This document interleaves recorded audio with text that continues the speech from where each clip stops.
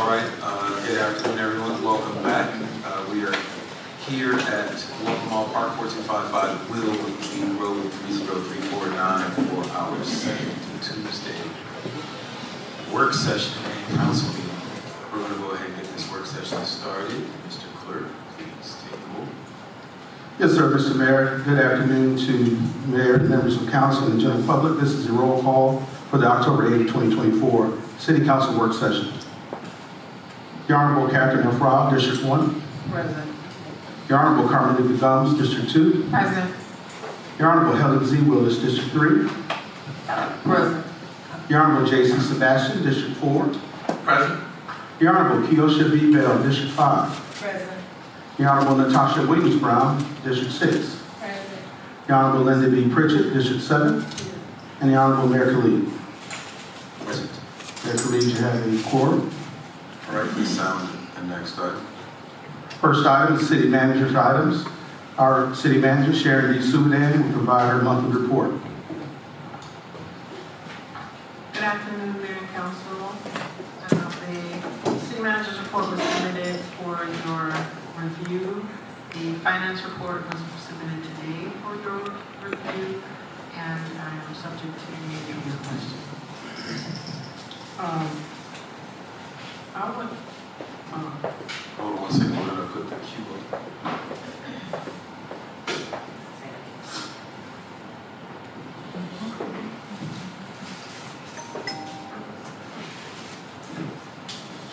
Well, while we're waiting for the cue, the chair recognizes, Councilwoman Gums.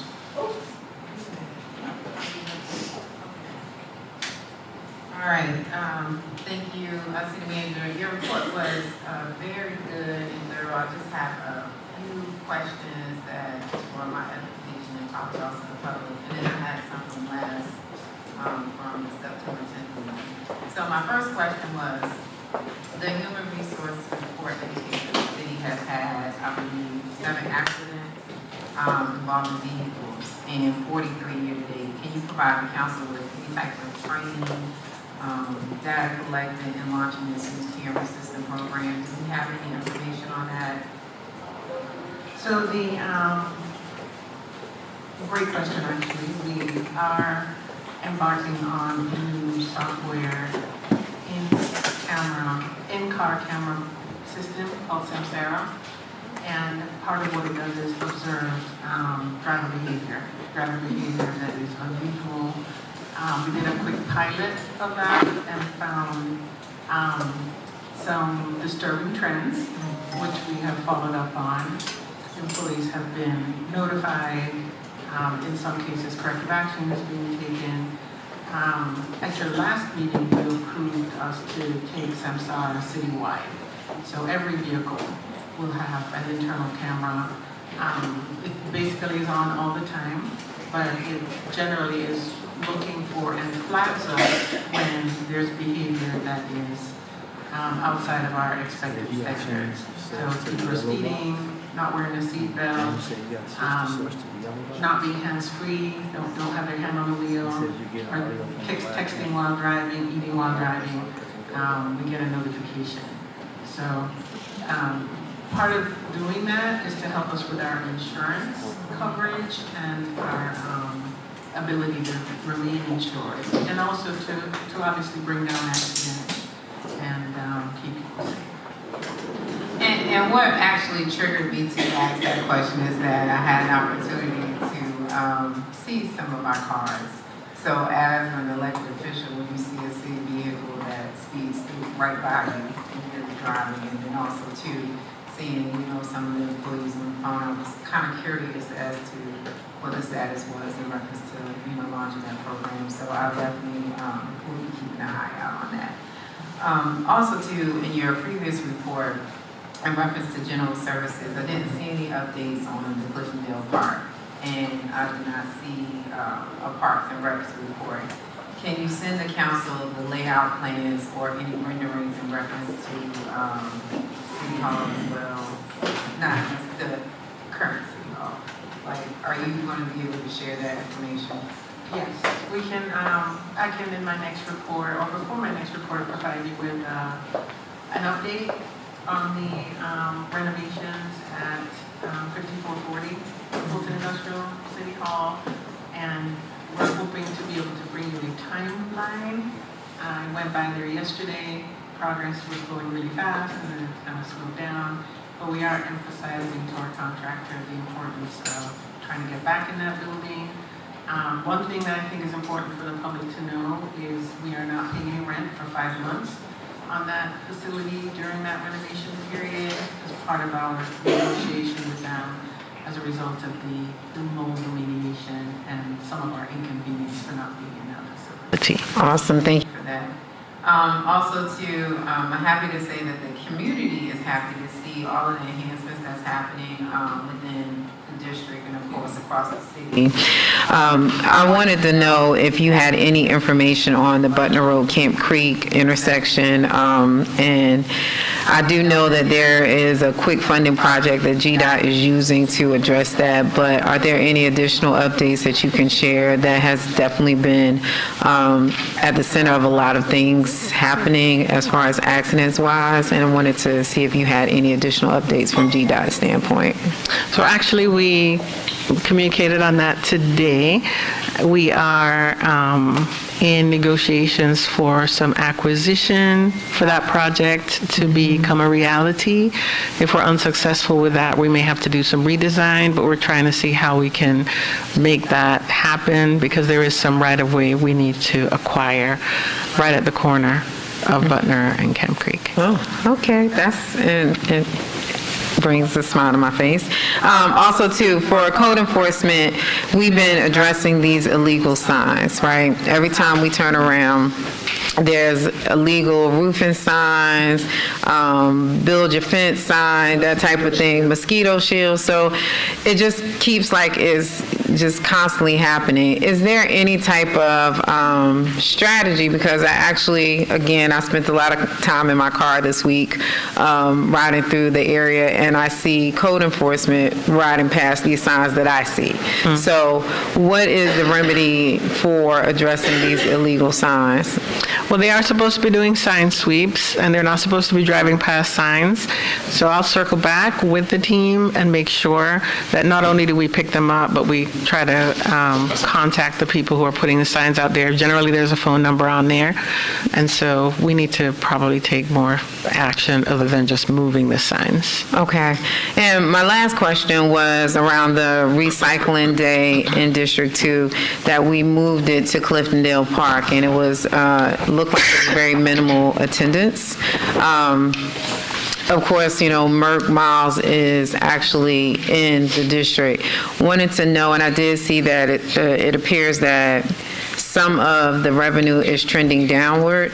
Do you know what that is? Is that what's triggering that at Merck Miles versus, I guess, are we, because we're going around to these different areas and doing the recycling, or?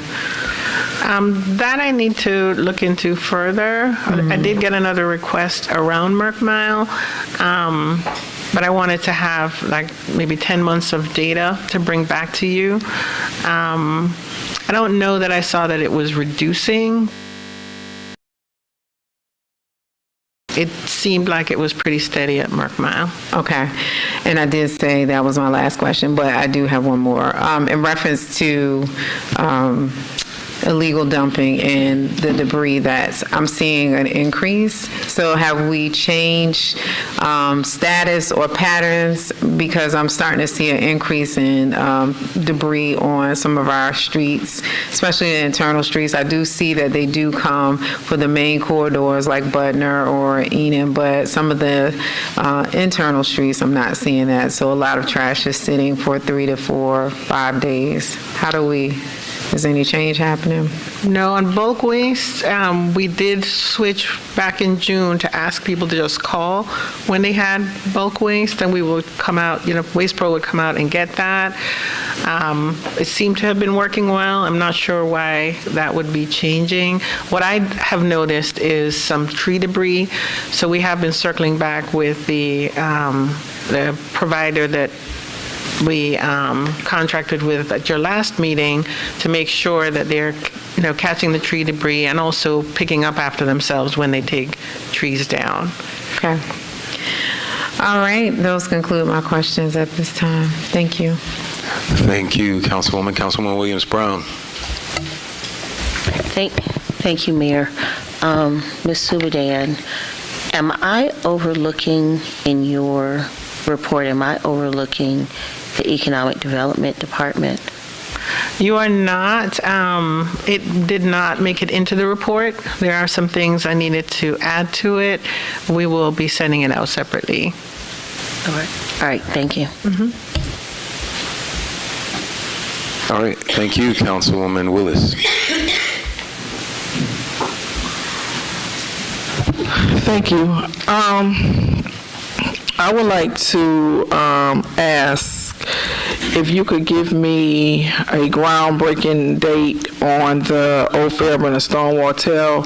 I do see in the report where it says that it's ready to select a contractor to begin construction. So, do we have any timing on when this is going to occur? Generally, what we like to do is get the contract all the way through the process, and once we have a signed contract, then we will work with you all on your dates of availability for groundbreakings. At this point, I think we're a little too far out. If we're just getting ready to award, still going to have to be evaluated. It'll still have to come to council, so it's probably late December, early January. Okay. And then the same thing for the Gillette and Welcome Mall Road roundabout. Do you have any updates? I'm scrolling through trying to find it. I see what says several utilities have recently submitted their relocation plans. Some final consultant coordination with utility remains before the city prepares for advertising on ITB. Yeah, if we're doing utility relocates, we haven't even gone out to bid yet. So Okay. that's going to be a little while. Okay. The other thing that I would like to ask, I sent a couple of emails to your team regarding some trees that are down in the ravine off of Scarborough Road at the Wolf Creek Scarborough Bridge. And I passed by there today, and those trees are still in that ravine. And so I know that this is a large city, and I know that after storms, cleanup takes time, but it's been 3 weeks, and what I don't want to happen is for us to get a hard rain, and then we have to deal with unnecessary floods because that ravine is clogged up with downed trees. So is there any way that we could get that addressed expeditiously before we get some more hard rain? And then the other thing is we had the water main break on Scarborough Road almost a month ago. And the water main break is like a few yards from Seaborn Lee Elementary School. And there are still cones that is constantly being run over, and people have to swerve around. So Watershed has not been out to repair the street, and it's been over a month. Okay. All right, we'll write them something. Okay. And I too need a update on where we are with the park renovations, the pool, and when we're going to start the renovation of the floor. I see like this floor buckling now, and I just don't want us to start renovating the floor and we're close to the summertime and we find that we have to remediate once we pull the floor up, because I'm probably almost positive we're going to find something that we have to remediate once these floors get pulled up. Yeah, we probably need to circle back on what we're going to do with this building, and the schedule and the timing of it.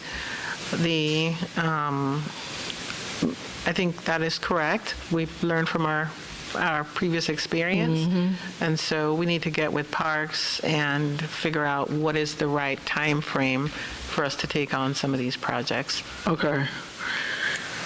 And if you can, I know I didn't see it in here, if you can give me the timing of the completion of the pool project.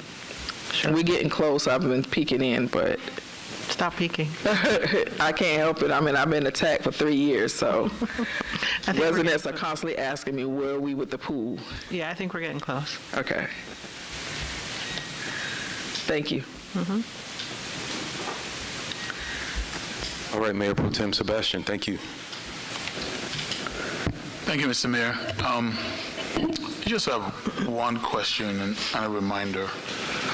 On the financial report, the ad valorem motor vehicle tax, that went up by over 200%. Do we know what's the cause of that growth in the city? People buying cars and. It is just a natural growth? Yeah. I think there was some pent up demand during the pandemic, and then price of cars are up. Car sales apparently are up, and so we've seen a big increase. We're not the only ones.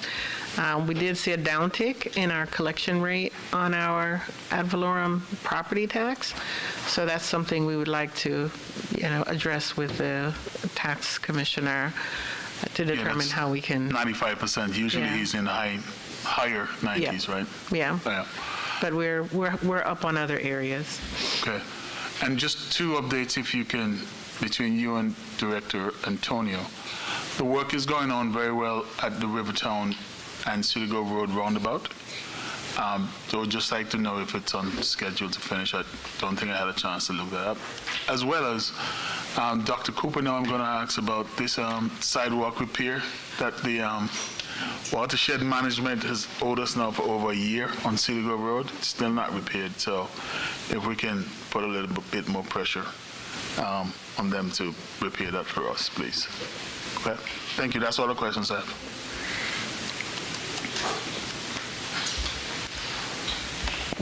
All right, thank you, Dr. Rowell.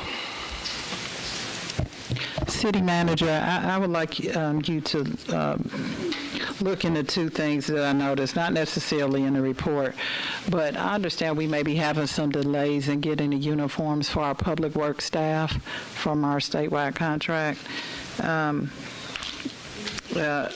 I want you to look into that for me, as well as when you ride across the city, we have a lot of damaged utility boxes, and I don't know if we have somebody who is observing and noting them. I mean, the covers are off throughout the city, and I think we need to look at that. All right, I'll get with Public Works. Okay.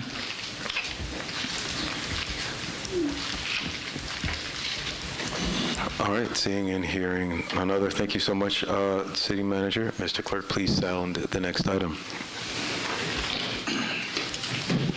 That brings us to presentations for this evening. The first presentation is actually a proclamation recognizing National Customer Service Appreciation Week. This is presented by Mayor Khalid and the entire council.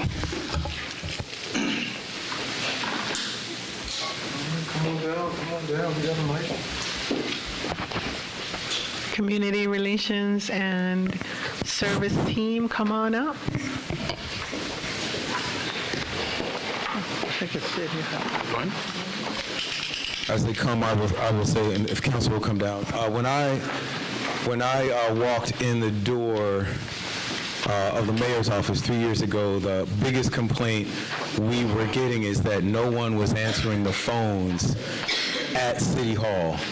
I created a public advocate to be sort of like the escalation of last resort. And then we hired this incredible city manager who replaced my one public advocate with an entire team who, as you will hear, has taken over 20,000 calls. So we want to present this to you now. Whereas the International Customer Service Association, ICSA, now PACE, started National Customer Service Week in 1984 to recognize and reward companies and individuals who focus on customer service, and received an official proclamation from the U.S. Congress in 1992 to celebrate the valuable contributions made by customer service professionals across industries. And whereas the role of customer service representatives involves patience, problem-solving, communication, often going above and beyond to meet the needs and expectations of the residents and stakeholders of the city. In its first 6 months, the Customer Relations CRS team responded to over 20,000 calls and corresponded numerous COSF help emails addressing customer service inquiries pertaining to various issues, including solid waste, business license, permitting, and billing. And whereas excellent customer service fosters strong relationships, builds customer loyalty, enhances the City of South Fulton's reputation, and contributes significantly to the City of South Fulton's success, community members throughout the city have submitted several notes and phone calls expressing gratitude for exemplary customer service and care. And whereas National Customer Service Appreciation Week serves as a reminder of the importance of valuing and appreciating the hard work and dedication of those in customer service roles who improve our residents' experiences daily and ensure the smooth functioning of the city's operations. Now, therefore, be it resolved that the Mayor and City Council of the City of South Fulton do hereby proclaim this week, October 7th through the 11th, as National Customer Service Appreciation Week, and call upon all members of our organization and community to join in celebrating the contributions of the Customer Relations and Service Department here in the City of South Fulton.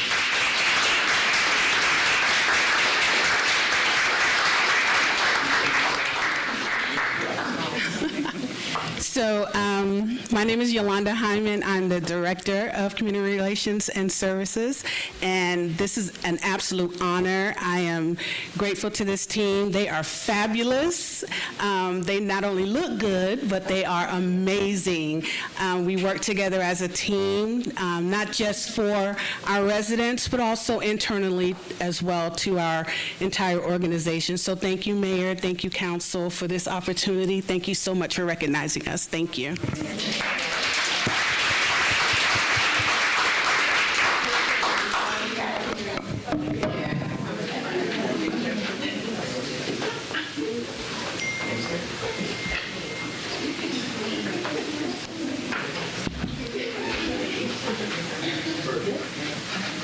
Everybody looking right here. 1, 2, 3. Councilwoman Beluga. 1, 2, 3. And Suzanne, would you like to join us for the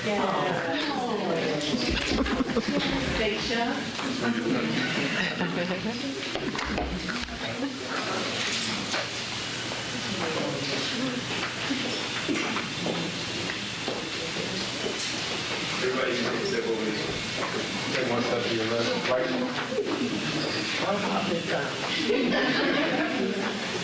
Okay, first. 1, 2, 3.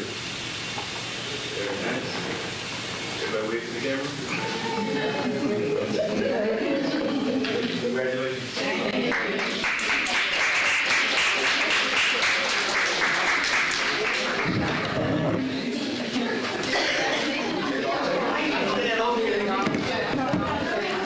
I'm gonna mind my business. I'm just gonna say, I got one more.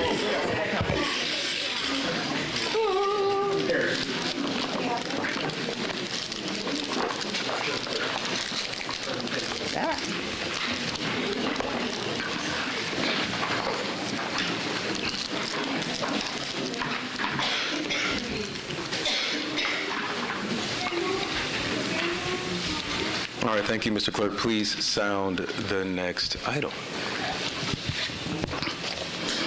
Next item is the Community Relations and Service presentation, which will be presented by Yolanda D. Hyman, Special Projects Manager, City Manager's Office. So good evening, Mayor and Council, City Manager, staff, and residents. Can you all hear me okay? Barely. Barely? How about this? It's better. Okay. So my name is Yolanda Hyman again. I'm the Director of Community Relations and Services. Today, it is my esteemed honor to introduce the Community Relations and Services Department. The CRS team provides telephone and email support to our City of South Fulton community. We are often the first voice heard or the first smile seen when visiting City Hall and the City Administration Building. A new addition to the CRS team is our Program and Performance Division, which manages SeeClickFix, an important tool that allows residents the ability to report issues they encounter around the city. This division will also facilitate the administration of a KPI module and platform to provide a quantifiable measure of the city's performance. This will also provide targets for our departments to aim for, milestones to gauge progress, and insights that help us make better organizational decisions. At this time, I would like to introduce you to this amazing team. First, we have Amaya Baker, please, Angela Relaford, Erica Oliver, remain standing, Isla Gusters, LaWanda Harrison, Seisha Demps, and Yvonne Williams. We also have our future CRS team here. We have Dante and Divine. You want to stand? Say hi. So this is our CRS team. Thank you. You can sit down. In October 2023, the city manager established a dedicated customer service department to support and assist our residents. We began with 2 part-time staff members, and by September 2024, we grew to 6 full-time team members and 1 part-time member. The Community Relations and Services Department was formed with the express mission to build and foster a community mindset. We want to be more than just a call center. Our goal is to be a hands-on support unit that is a bridge to expedient resolutions to our community concerns. In September, over 20,000 calls were answered via the city's main number, that's the 470-552-4311, and the average call hold time was 44 seconds. Additionally, in collaboration with the Solid Waste Department, we submitted over 300 tickets in the Waste Pro Residential Solid Waste Management System, TrackEase, to assist residents, which also allows our team to communicate directly with Waste Pro. The top 3 categories of issues the CRS team handled were related to solid waste, business license, permitting, and also billing inquiries. I, along with several city departments, volunteered to make history with the Atlanta Habitat for Humanity by building our first City of South Fulton home. The CRS team has also provided hands-on assistance for residents who need help completing documents for solid waste backdoor services. Slide. Our goals are to promote a culture that prioritizes the customer experience throughout the organization and considers the impact on our residents in every decision. This will improve how we provide services to our residents. Implementing strategies to reduce response and resolution times, ensuring our residents receive timely support through our various communication channels is also very important. We are currently reviewing platforms to assist us with measuring KPIs, as well as improvement to the SeeClickFix platform. Ms. Seisha Demps, who recently joined our team, is here to provide a brief overview of our efforts to improve SeeClickFix and initiate KPIs for the city. Seisha?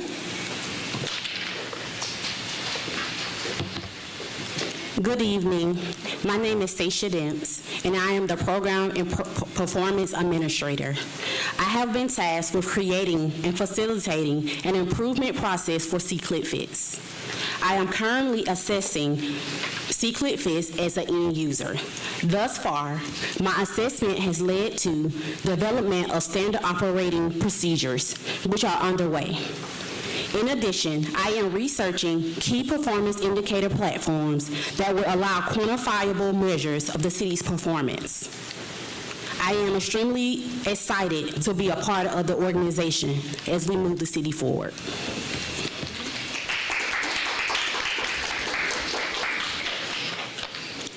So I'm very proud of this team. Next slide, Corey. Thank you. I'm very proud of this team, and also every now and then I get a couple of kudos and commendations from our residents. So I just wanted you to look at the screen and see some of the things that our residents are saying about our team and our city manager. Very supportive. Lastly, I want to thank you, Mayor and Council, for this opportunity.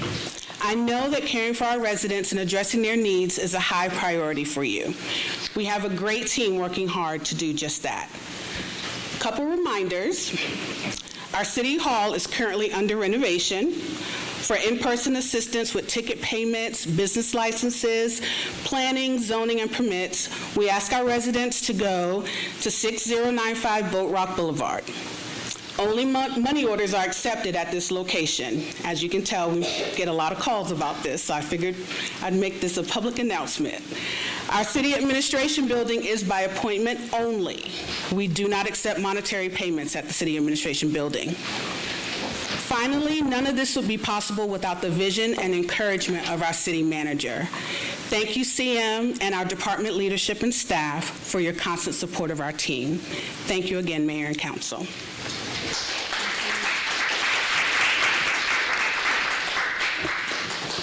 Wait, don't go anywhere. We may have a couple of questions. I have one. This is really, I think, for you, Madam City Manager. When are we going to be able to take, like, Apple Pay, Google Pay? Is that a thing?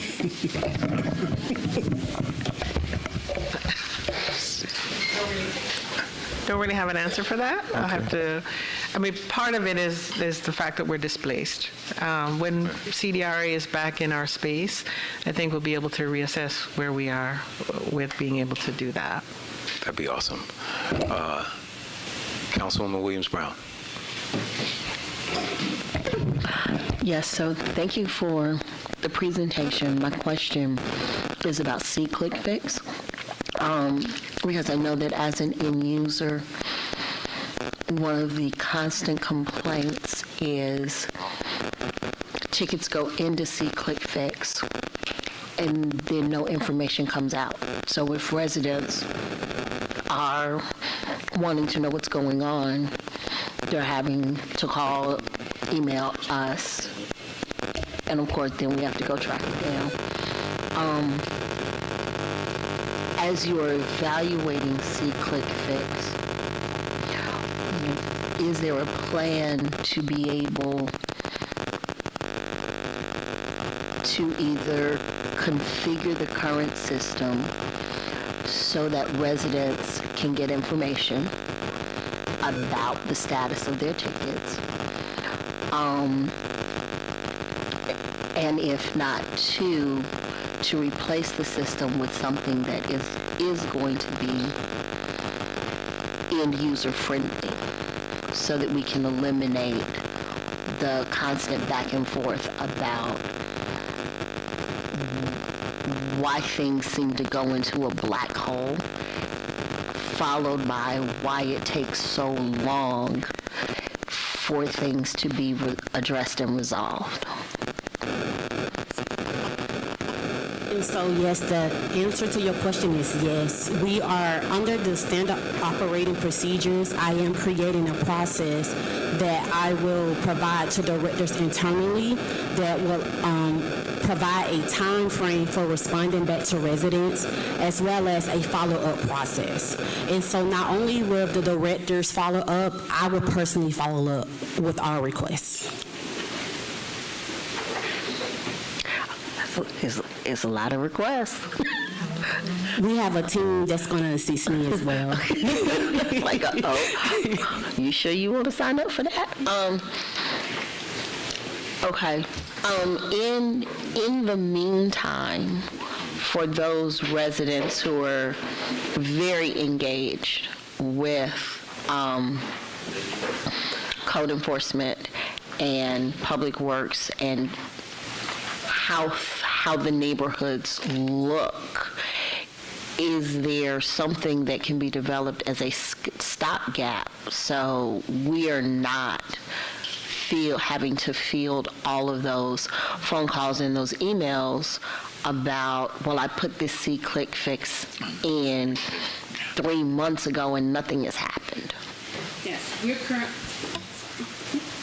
we are currently working on a process to allow our council, if you have any, concerns, to reach out directly to us, and we will take care of those needs. But we are working on a mechanism to improve the follow-through process and to ensure that tickets are responded to in a timely manner.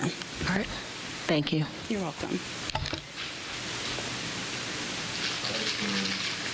Seeing and hearing no further questions, thank you so much. Thank you. I will take this time just to ask, we're having some technical difficulties, so for anyone here on the dais, if your mobile phone is anywhere near the microphone, if you could separate them, that will help with our signal issues. All right. We have no further items. I will entertain a motion to go into executive session or adjourn until our 5 o'clock hearing. I move to adjourn to our 5 o'clock. Wait. Ms. Mayor. Go ahead. Madam City Manager, I think you have a couple of items. I rescind that. Go ahead. Were you going to say something? Yeah, I was just going to say we need an executive session for the 5 o'clock meeting. Okay. And do you have other items besides real estate litigation? All right. No, real estate. Real estate litigation. All right. I'll let Chair entertain a motion for executive session. I move to go into executive session for real estate and litigation. Second. All right. Let's take this vote online. Just keep you on your toes. Vote is open.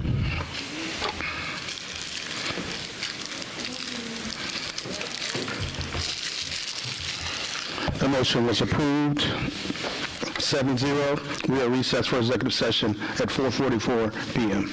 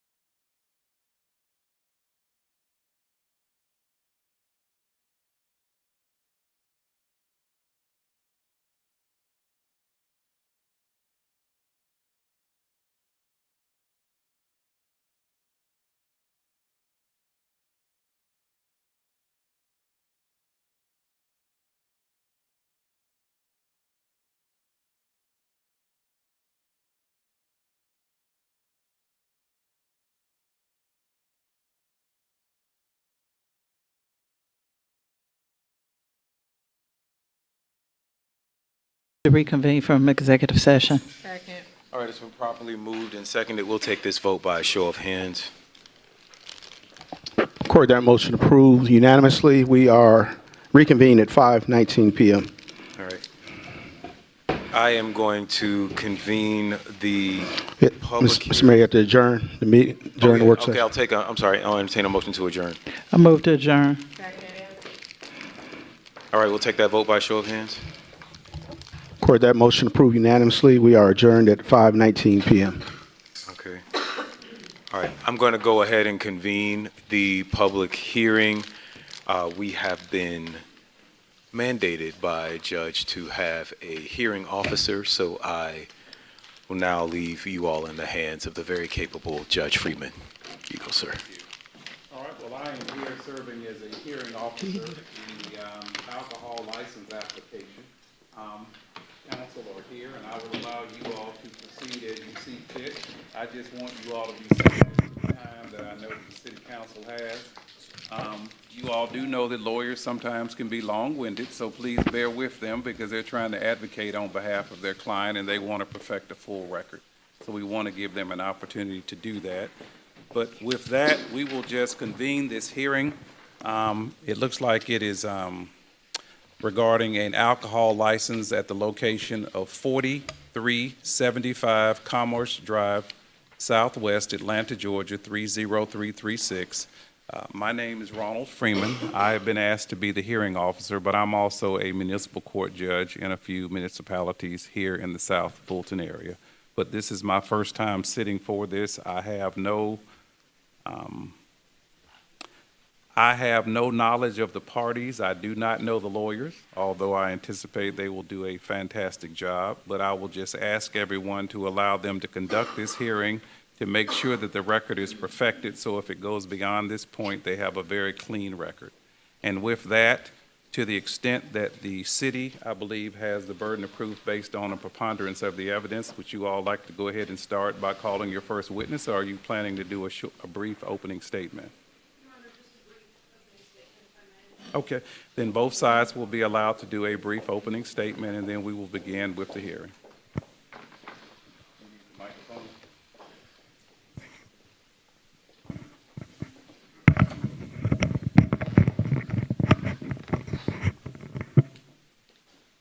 Thank you very much.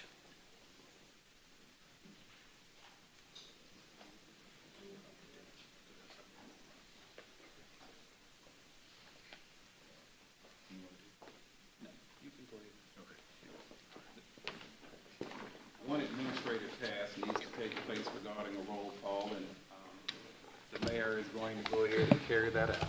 All right. Mr. Clerk, please call the roll. This is a roll call for the special call meeting of the City of South Fulton City Council, 5 p.m. The Honorable Catherine F. Ryle, District 1. Present. The Honorable Carmelita Gums, District 2. Present. The Honorable Helen Z. Willis, District 3. Present. The Honorable J.C. Sebastian, District 4. Present? The Honorable Keosha B. Bell, District 5. Present. The Honorable Natasha Williams Brown, District 6. Present. The Honorable Linda B. Pritchett, District 7. Here. And the Honorable Mayor Khalid. Present. Mr. Mayor, you do have a quorum.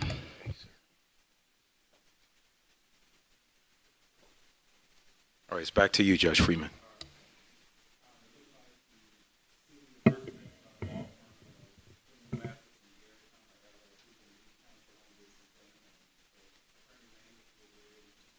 Thank you, Your Honor.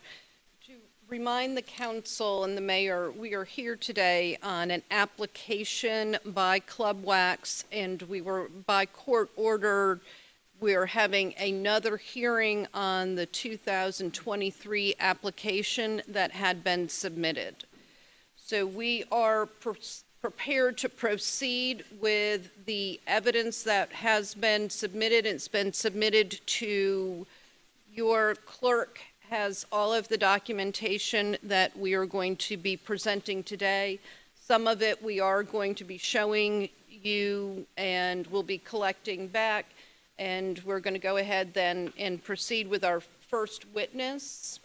And if I may call Chief Meadows.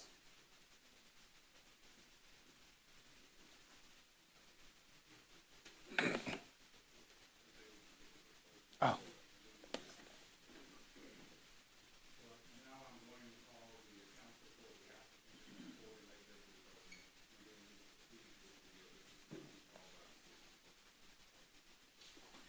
Thank you, Your Honor.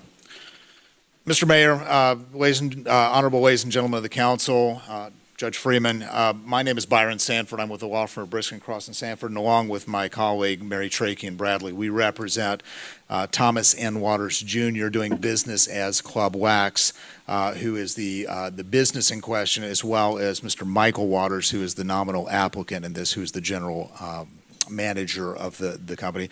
We're going to reserve the remainder of our time and after the city's presentation. We would like to go ahead and register an objection that it's my understanding that we're going to be limited to a total of 30 minutes in our presentation. We do not believe that that is an adequate amount of time to be limited to in order to adequately respond to the information to be put in front of you by the city and to provide reasonable evidence on our behalf and to be able to meaningfully cross-examine the witnesses offered by the city. So I would like to register that objection.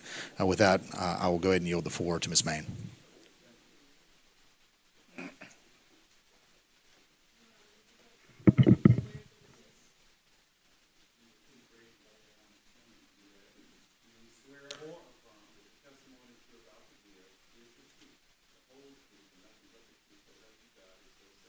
I do. My name is Keith Meadows. I'm the Chief of Police within the City of South Fulton Police Department.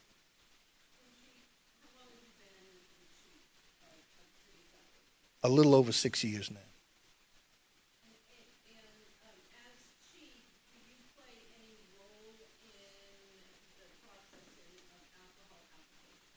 I do. So when the application actually comes into the police department, it's assigned to staff who then reviews all of the available documentation, and then they make a recommendation to my office, and then I subsequently make a recommendation to the elected officials that are here today.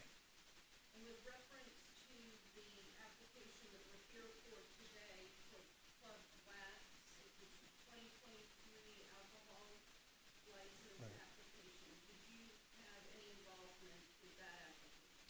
I did have the opportunity to review an investigation that was conducted by my staff and subsequently made a decision as to whether or not the application would be approved or denied, or that I would make a recommendation to the body that the application would be approved or denied. The recommendation to is mayor and city council? It would be the elected officials here, yes. And what was your recommendation, both in, let's start with the 2023 application? My recommendation at that time was denial. And did you make a recommendation with reference to that application currently? Yes, it would still be denial. And you have submitted to the city council your written recommendation, is that correct? That is correct, yes. And council, for purposes, we are going to give you all a copy of it. Your clerk has a copy of it, and there's one for the record. And at the conclusion, Mr. Hyman, I'm not sure what the procedure is, but do you collect up the documents at the end and then for the clerk to have?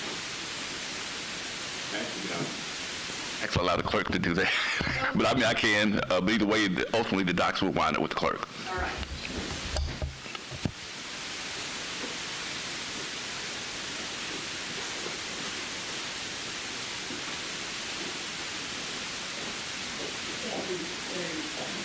May we receive a copy of that? And I was about to say, we'll see you all that copy, but the documents, the original, they are located.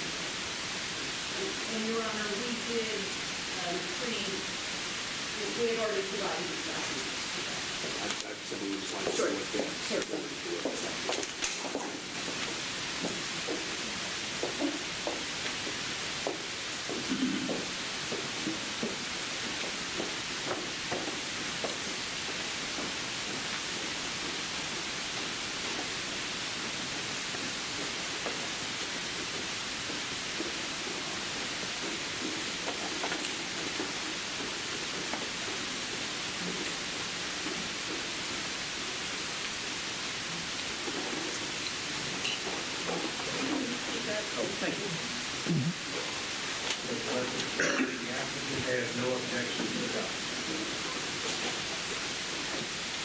Chief, it was reference to your actual the review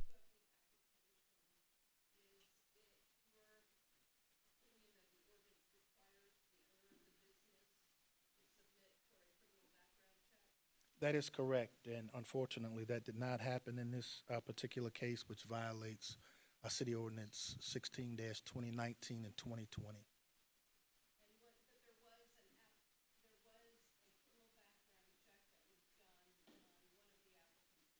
That would have been Michael Waters, that is correct.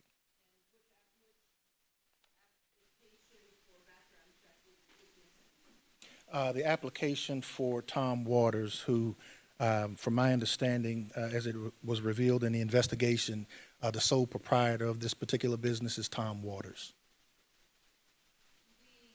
The next question, Chief, is do you classify Club Wax as an eating establishment for purposes of this application, alcohol? So an eating establishment is perhaps the most lenient part of our restaurant ordinance. And so under this case, it would not appear that Club Wax would fall under that category, simply because you have to have a ratio of 50-50 when it comes to food and alcohol sales. And in the application, it would appear that Mr. Waters said that their projected revenue would be at least 15% to 25% alcohol sales, which is well below the threshold that's required by the ordinance.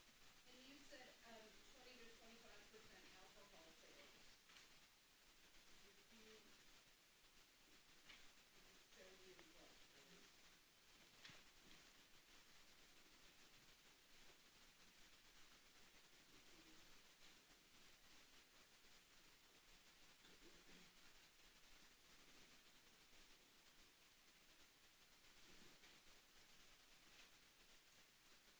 It indicates, yes, in the response that their anticipated was 15 to 25%. Food. I'm sorry, did I say alcohol? I apologize. I apologize.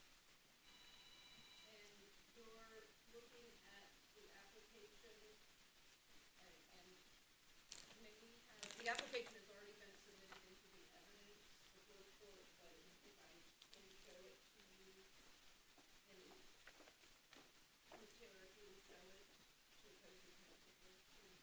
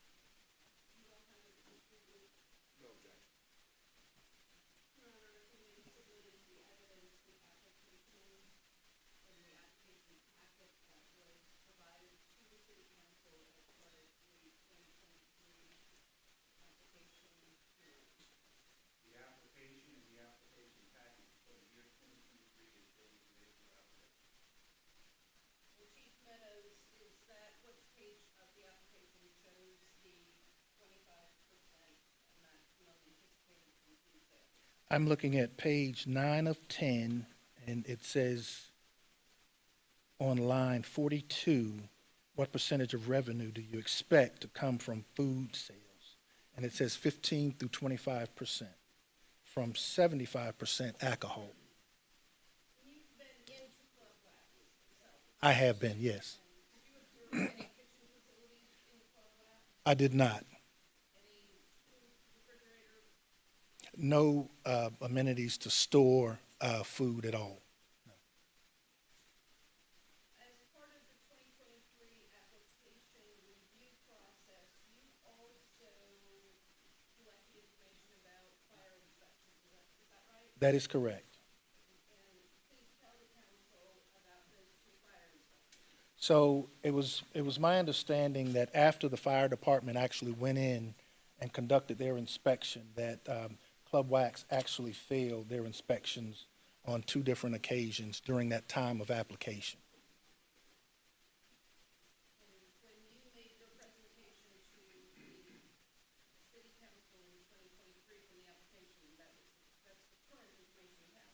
That is correct, yes.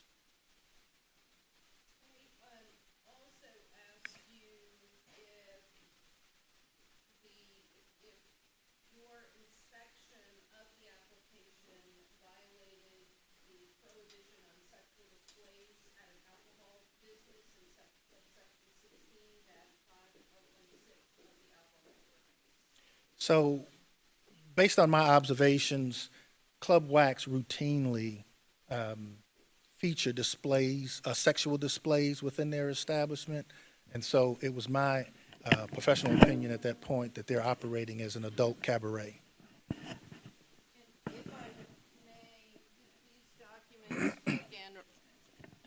Can't hear me. That's never been told to me before. The documents we have already submitted, they have been provided to opposing counsel, some pictures from the club's Instagram pictures, if I may. I think that's, yeah. Your Honor, may I approach?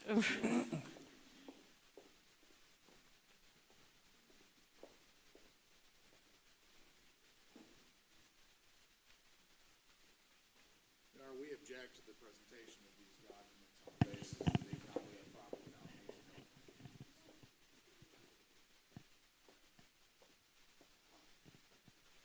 Let me have counsel to lay the foundation, and then let's just kind of circle back on this. Because let me just ask, does your client have a website?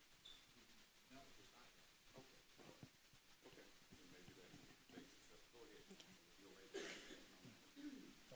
Chief, I'm going to show you documents and pictures and ask you if you have observed, there are 3 pages of pictures, if you have observed those pictures on a Club Wax Instagram page.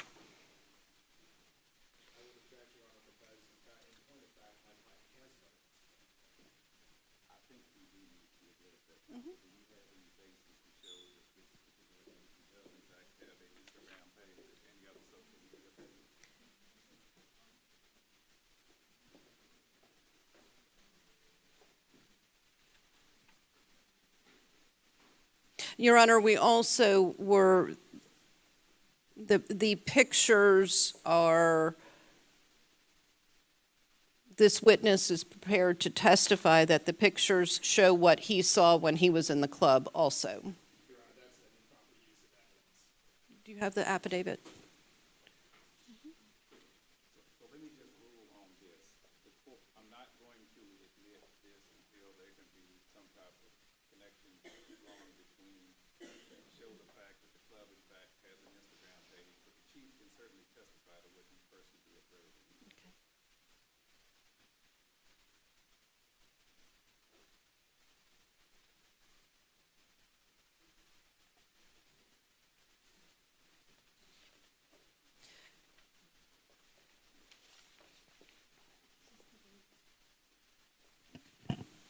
Do you have it attached to it? Was it submitted, was the affidavit submitted?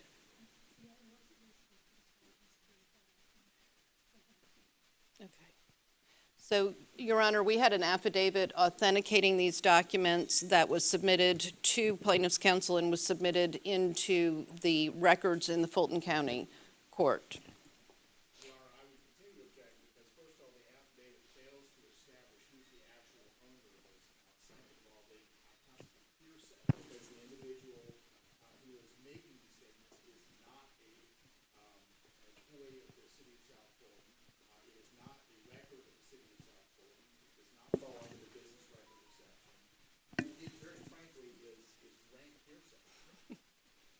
And Your Honor, I will just say in response to that the objections that we were using were as to relevancy, and at this hearing, the rules of evidence do not apply.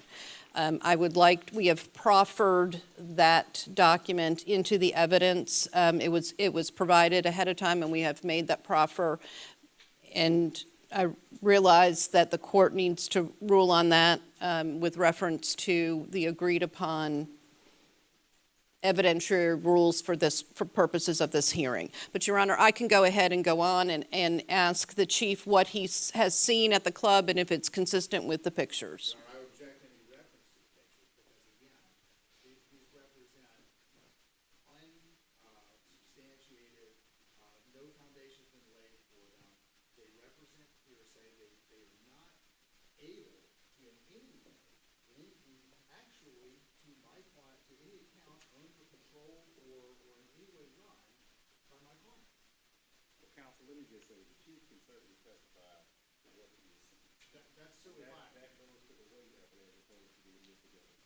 But let me just ask, was there an affidavit tendered in the Superior Court case that you all would have had a chance to present? No, Your Honor. A affidavit was added to the record of this body during the pendency of that case, but the court did not address the actual evidence before this body. The Superior Court was sitting in a small appellate body rather than a trial. So for purposes of this hearing, the court is going to stick by its ruling to that there is no connection that the Instagram page belongs to this entity. So any evidence regarding that will be excluded at this point, but it is subject to being admitted at a later time if they're able to lay the proper foundation. But the chief does have the right to testify to what he saw. Yes, sir. And so we will give him that opportunity. Thank you. And thank you, Chief. Thank you, Your Honor. So, Chief, when you had testified previously that you believed that Club Wax, and when you were analyzing, Your Honor, I'm sorry, I'm using your, that when you were analyzing the application that Club Wax had violated the part of the ordinance about sexual displays. Is that correct? That's correct. So would you please tell the city council what you observed in terms of what the girls were wearing or not wearing, or what the girls were doing when you were at the club? Well, what I can say is that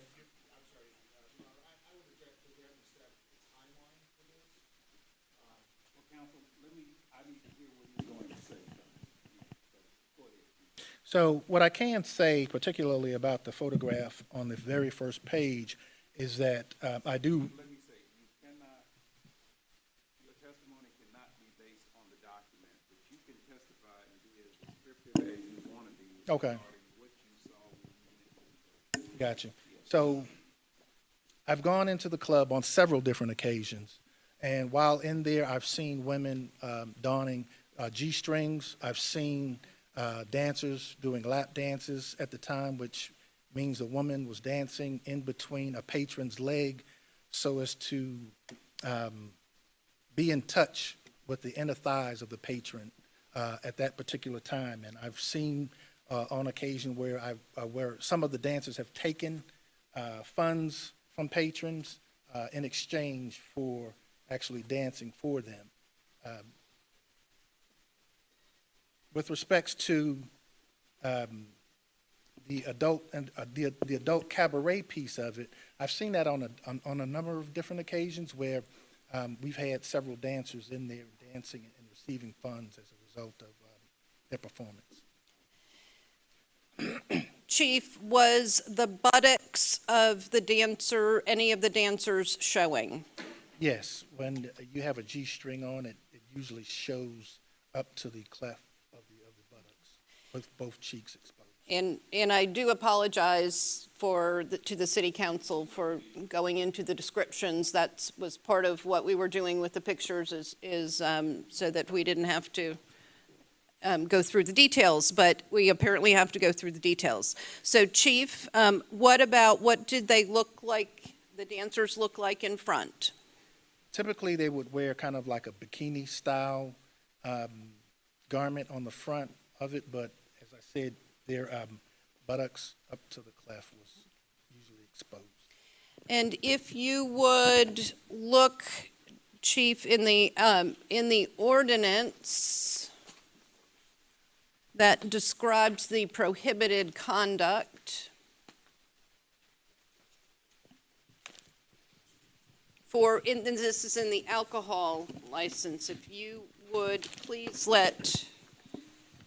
In the alcohol license. In the alcohol license. And previously you were talking about section 16-506 and your conclusion that you were not, for the features sexual display, it was your conclusion that your experience inside the club violated this when you went in and when you were analyzing the 2023 application. Would you please explain to the City Council what you saw? I'm sorry, can you repeat the question again? Yes. Would you explain to the City Council which part of the ordinance that you believe prohibits the conduct that you saw in the club that is prohibited by the alcohol license ordinance? So you cannot serve alcohol to people in an adult entertainment establishment within the city of South Fulton, and clearly that was taking place at Club Wax on several different occasions that I was inside of the establishment. Did you see, if you will look at 16-506 of the ordinance and look at D specifically? Okay. Did you see any persons in unclothed or in such attire, costume, or clothing as to expose to view any portion of the female breast below the top of the areola or of any portion of the male or female private parts? As I mentioned earlier, to the cleft of the buttocks, which is in section D of this particular ordinance. Did you see any part of the female breast was showing below the areola? Below the areola, yes, you would see some parts below, but the areola would actually be covered. It was covered like with a pasty or something? Yes. Did you see any dancers? Yes, several. And did you see any dancers dancing with other dancers? Yes, on one occasion, I saw two up on the stage dancing with one another while the record was playing. Did you see them touching themselves at all?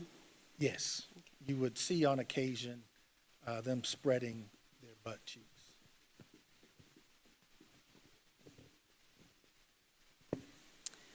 And based on what you observed, then you saw, it was your conclusion that the club as it operated violated that part of the alcohol ordinance. Is that correct? That is correct. Did you reach a conclusion that Club Wax qualified as a sexually oriented business under the sexually oriented business ordinance? Yes, I did. And on what basis?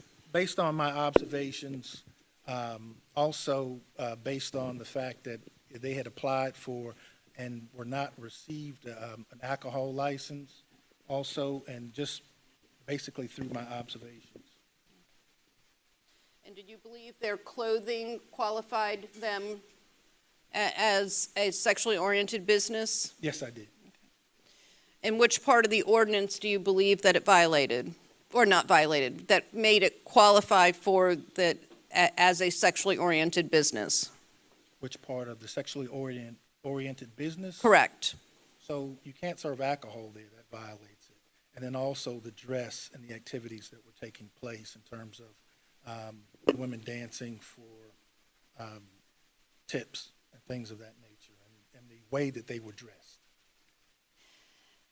And Chief, are you aware of whether the Club Wax has a business license? Right now, they do not, no.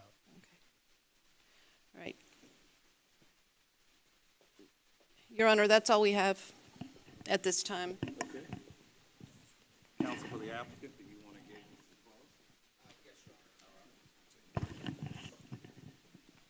Close? Thank you very much.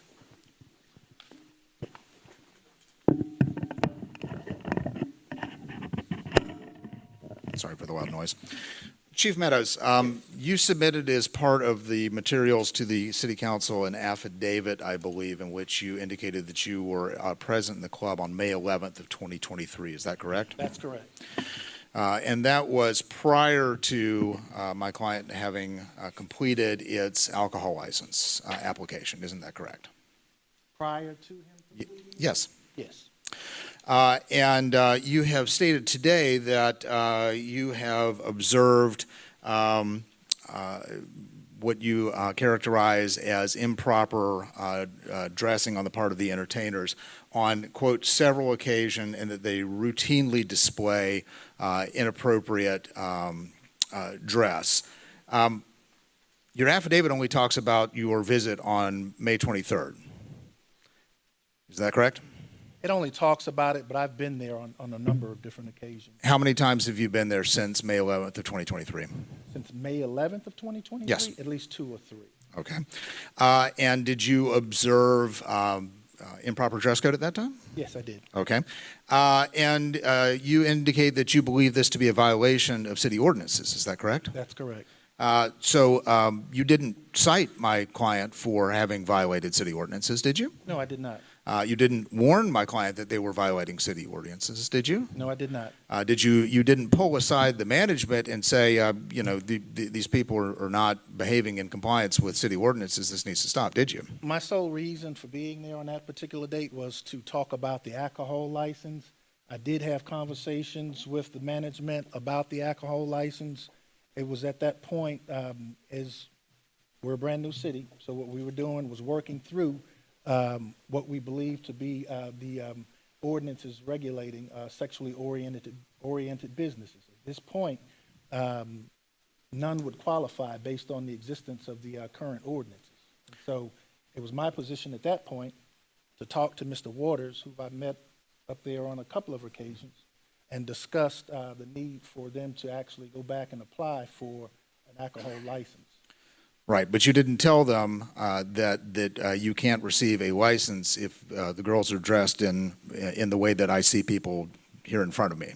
You never said that to them. It was my position to have them to apply for the alcohol license, present the evidence before the elected officials so that they could make a determination as to whether or not Club Wax would actually receive a license. So it's not in your interest or the city's interest to make sure that businesses are actually complying with them. You actually want to set them up to fail so they cannot.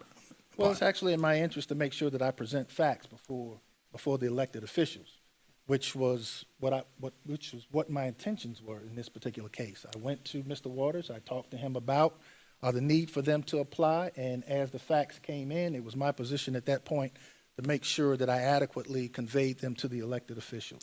Now, you're aware that the definitions of semi-nude were different before the city of South Fulton annexed this business, aren't you correct? I only know about the facts that I had before me. Okay.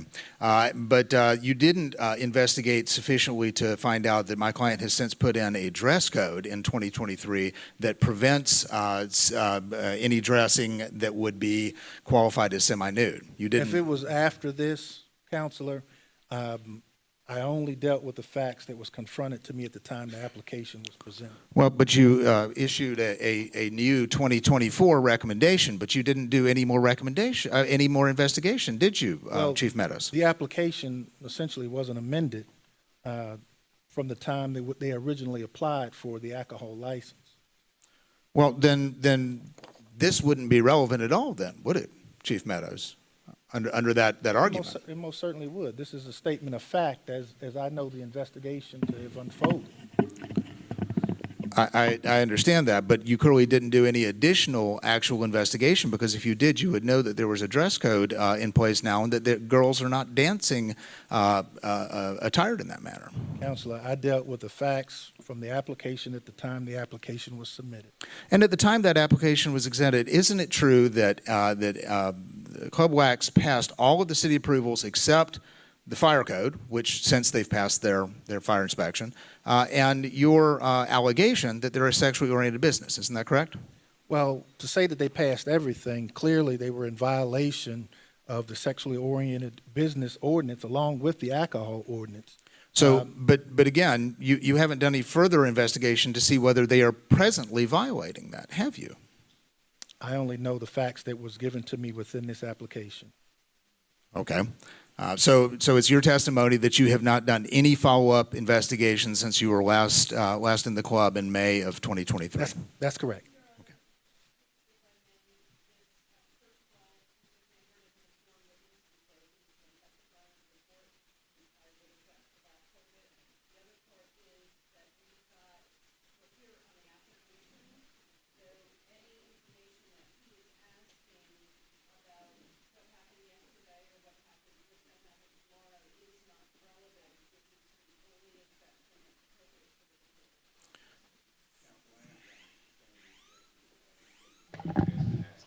Okay, I believe that he did answer that, so I will move on. Thank you, Your Honor. Actually, I don't have any further questions for Chief Meadows at this time, although I would like to reserve the right to recall him if necessary, depending on any additional evidence that's presented. Thank you.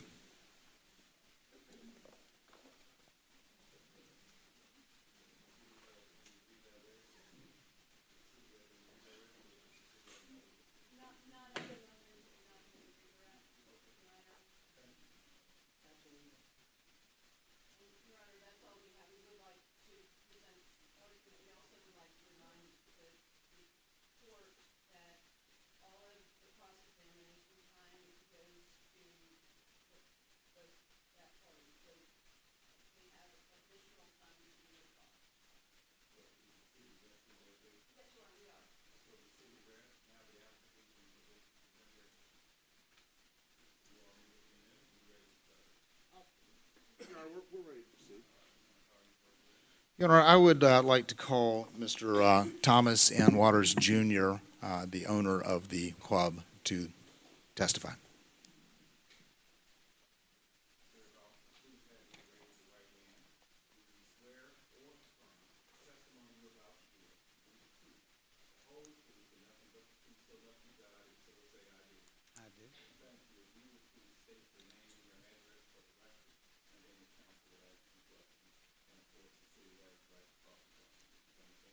Yes, sir.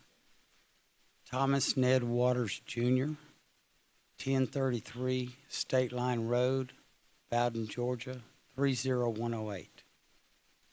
Mr. Waters, are you the owner of Club Wax? Yes. Is it a sole proprietorship? Yes, sir. When did Club Wax first open? In 2001. Once Club Wax was annexed into the city of South Fulton in 2021, did Club Wax attempt to file an application for a liquor license? Yes, sir. Was that application accepted by the city of South Fulton at that time? No, sir. They sent it back and told me they'd let me know when I needed to apply. When were you finally told that you needed to reapply?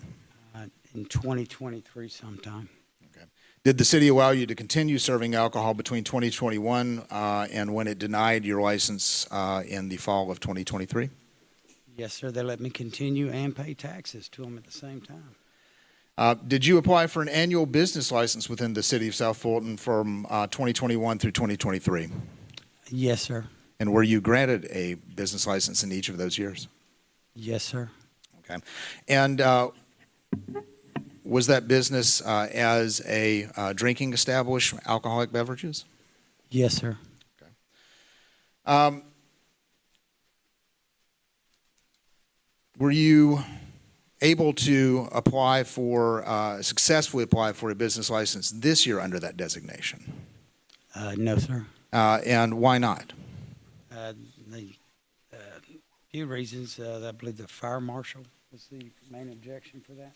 Okay. Did they instruct you that you had to file for a business license as a sexually oriented business? Yes, sir, later on. Okay.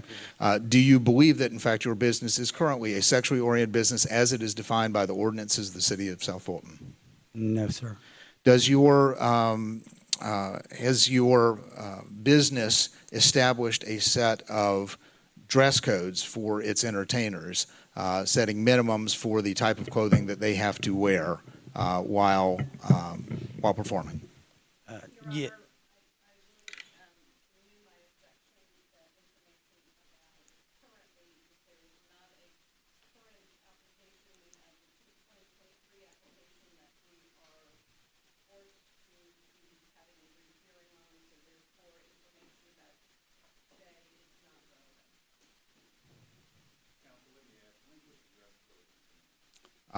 I'm happy to allow my client to answer that question, Your Honor. We changed the dress code after looking at the thing in 2021 when we came in, changing it as we go, figure out as we go. Most recently modified would have been in middle of 2023, somewhere around June, July, maybe. Everything was finally put into place with the attorneys, what could be done, the contracts, everything that had to be signed, and how we were going to check everybody in to make sure that they were wearing the proper clothing. They did not ask for it. I did. Oh, no, sir. No, sir. Okay. Well, if I may address that issue, Your Honor? I would submit that it is in fact relevant because the dress code was put in place before the actual final application was submitted to the city, and therefore, if the city failed to investigate to determine whether or not that dress code was being complied with, would fall within the city's ambit since it was in place at the time that the application was filed.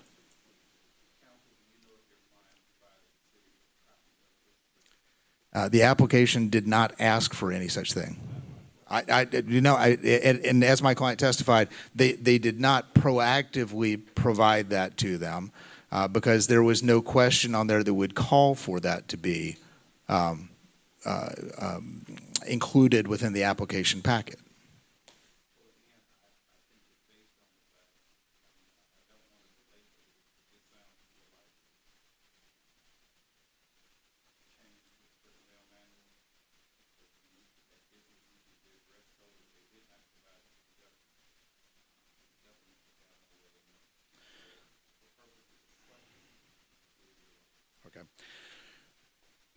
Mr. Waters, from June of 2023 to the present day, when dancers perform, are they allowed to show their buttocks? No, sir. Are the dancers allowed to show their areolae? No, sir. Are they allowed to show the area of their breast below the areolae? No, sir. Do you have designated individuals in your organization that are tasked with policing this to ensure that your dancers or entertainers do not dress in that manner? Yes, sir. And if someone violates that rule, are there repercussions? Yes, sir. And what are those repercussions? If their outfits are out of line, it's a 2-day suspension, and they're taken off the stage immediately and made to put on the correct. Does the club permit its entertainers to have physical contact while dancing with patrons in a manner that is sexual, provocative, lewd, or immoral? No, sir. Does the club have policies and procedures to ensure that that does not incur? Yes, sir. And what are those? There are written documentations that they have to sign, and then there's also the management that makes sure that they are appropriately instructed and gone over with that. And if an entertainer were to violate this rule, are there repercussions for them doing so? Yes, sir. And what are those repercussions? Could be from suspension to no longer allowed to perform at the club. Okay. Does the Club Wax permit in it lewd or immoral behavior on the part of any of its employees or contractors? No one. And was this true in 2023 at the time that you submitted your application for the liquor license? Yes, sir. Okay. And has Club Wax behaved consistent with those policies and practices from that time to the present? Yes, sir.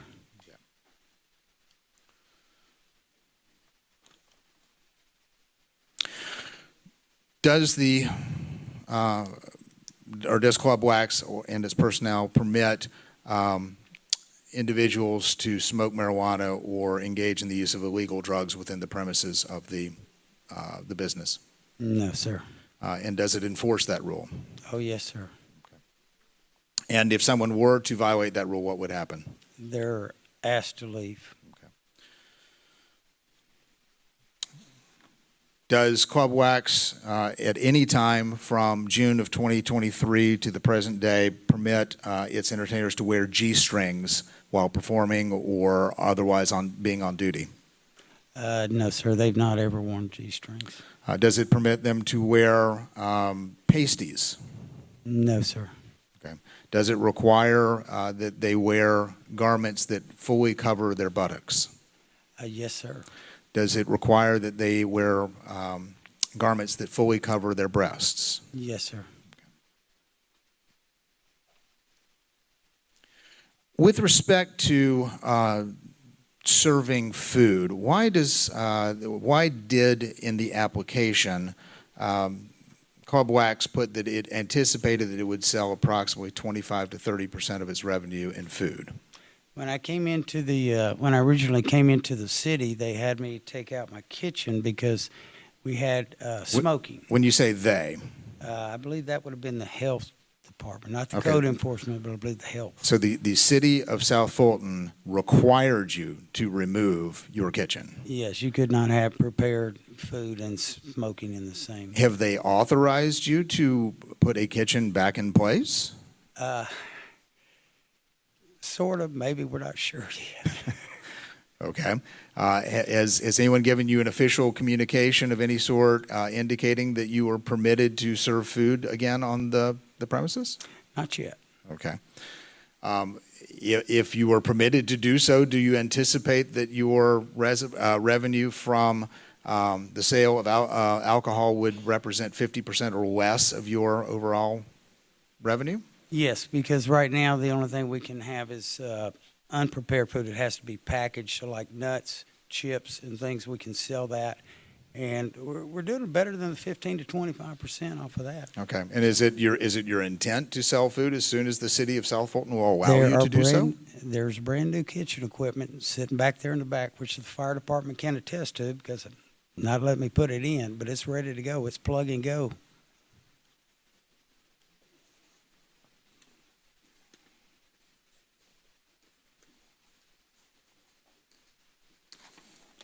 Your Honor, I don't have any further questions for Mr. Waters at this time, although I would reserve the right to recall him if necessary for rebuttal purposes. Your Honor.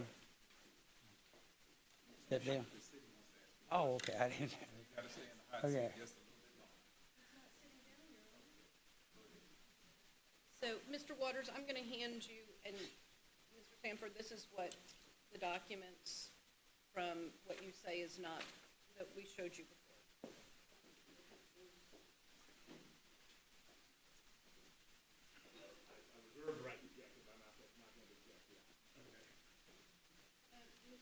Mr. Waters, I'm handing you, you know what?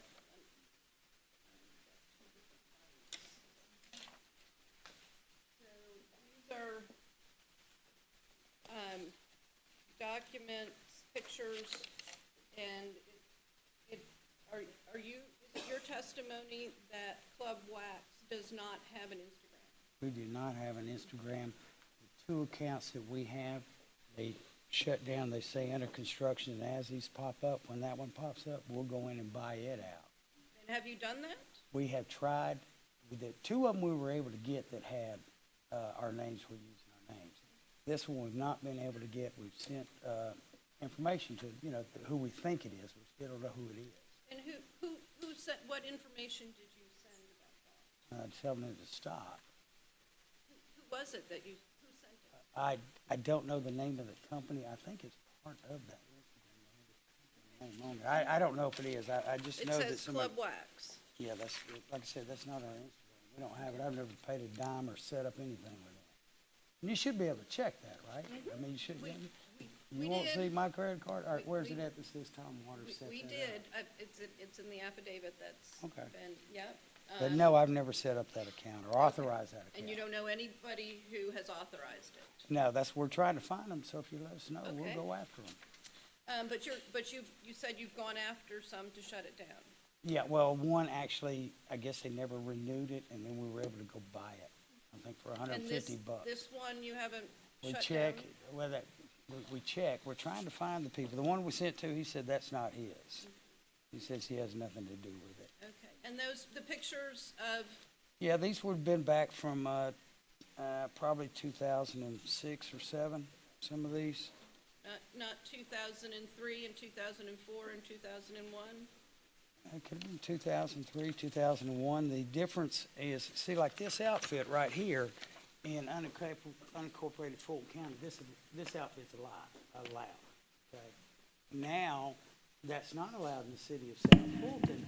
She would have to have the rest of that covered right there. But yes, this is allowed in unincorporated Fulton County. And it's your testimony that since June of 2023 that you do not permit any dancers to have their bottom showing, their buttocks showing, correct? Yes, ma'am. And no pasties? No, you can't have the pasties. So if we had pictures of, since June of 2023 that show that, that must be either a made-up picture or that would be something that, sure. Let me just, I'm going to overrule the objection. She has the right to ask the question, and he can always say he doesn't know. So go ahead. So you, or then it was just that you had not enforced, correct? No, ma'am. Okay. We do enforce our policy. And how often are you at the club? Right now, pretty much 7 days a week. And are you the full-time, what's your role at the club? I go down in the mornings, check over the numbers, see if they need supplies, inventories, make those type of orders, and then I meet with the day manager when they come in, and then we see, what do you need, what don't you have, we go over inventory, things like that. And usually 1 or 2 o'clock, I'm on my way taking care of their stuff. And you mentioned about the food service, and in your application, you didn't say the city made me take out the food. If I would have known there was a spot for that, I would have put that in there, but there wasn't. Well- They just asked me, and I'm sitting here saying, well, I'm gonna be selling chips and peanuts in bags. How much do I think I could do? I was being honest. I wasn't gonna sit here in line and say, I was gonna sell 70% peanuts in bags. That's not gonna happen. So I was being upfront with it. I actually, we're doing better. We have. I'm going to ask you to let her ask the question. Okay. You respond, and then wait on the next question. Yes, sir, I'm sorry. Thank you, that's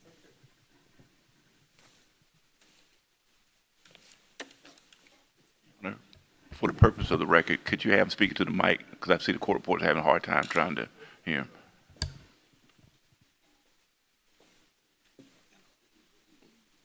Basically, you're asking us to share the mic.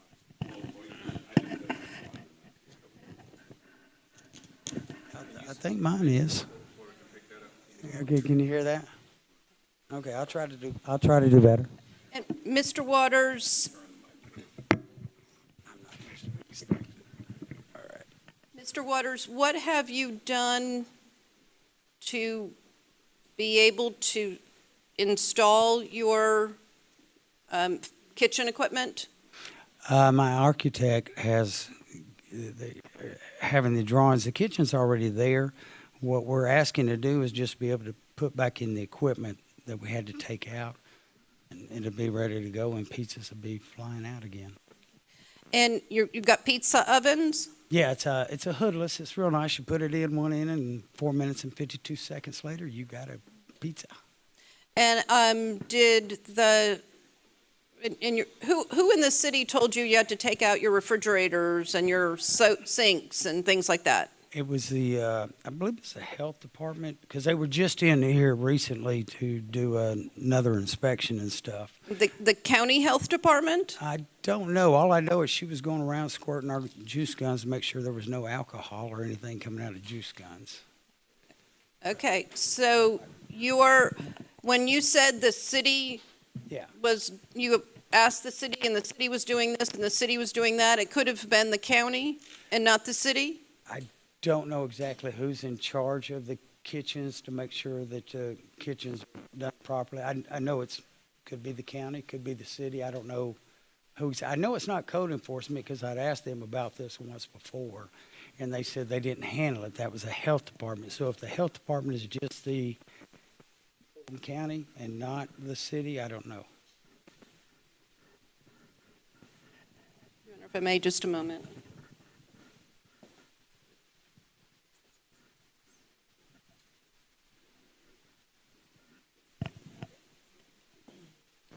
Your Honor, that's all we have. Counsel for the applicant, do you have any redirect? All right. Do you have any other witnesses, or does the defense rest? We would like to call Ms. Keisha Lee up to the stand. All right, Ms. Lee, if you will please come forward. And Your Honor, Yes. before everybody concludes, because council will be the final deliberative body, they have a series of questions they'd like to ask. So I just wanted to put in a record that council would have some follow-up questions on the evidence that they heard. Okay. When you say that, do they want to ask per witness, or do they want to ask at the conclusion of the presentation? Well, I'm just waiting at the conclusion just to let the council know that council does have questions. Okay, all right. All right.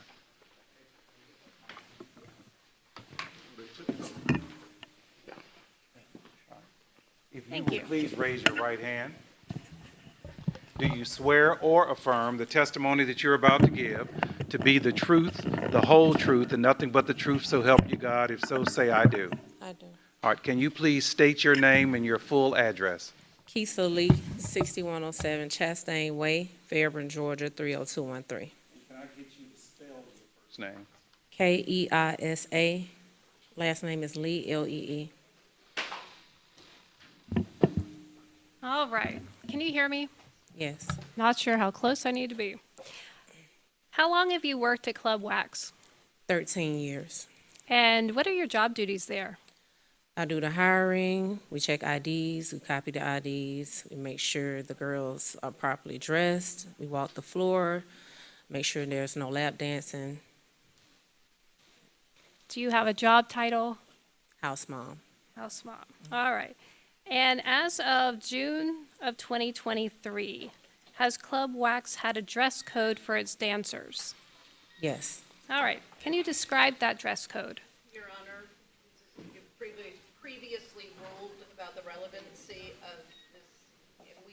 Your Honor, for the court purposes, the court order, the reason why we're here today, the Fulton County order required that we submit any evidence that we were going to present ahead of time. We gave our evidence to opposing counsel last week, and we haven't received anything. So, Your Honor, to your point about whether that has been given to us, the court made it clear that any evidence was supposed to be submitted.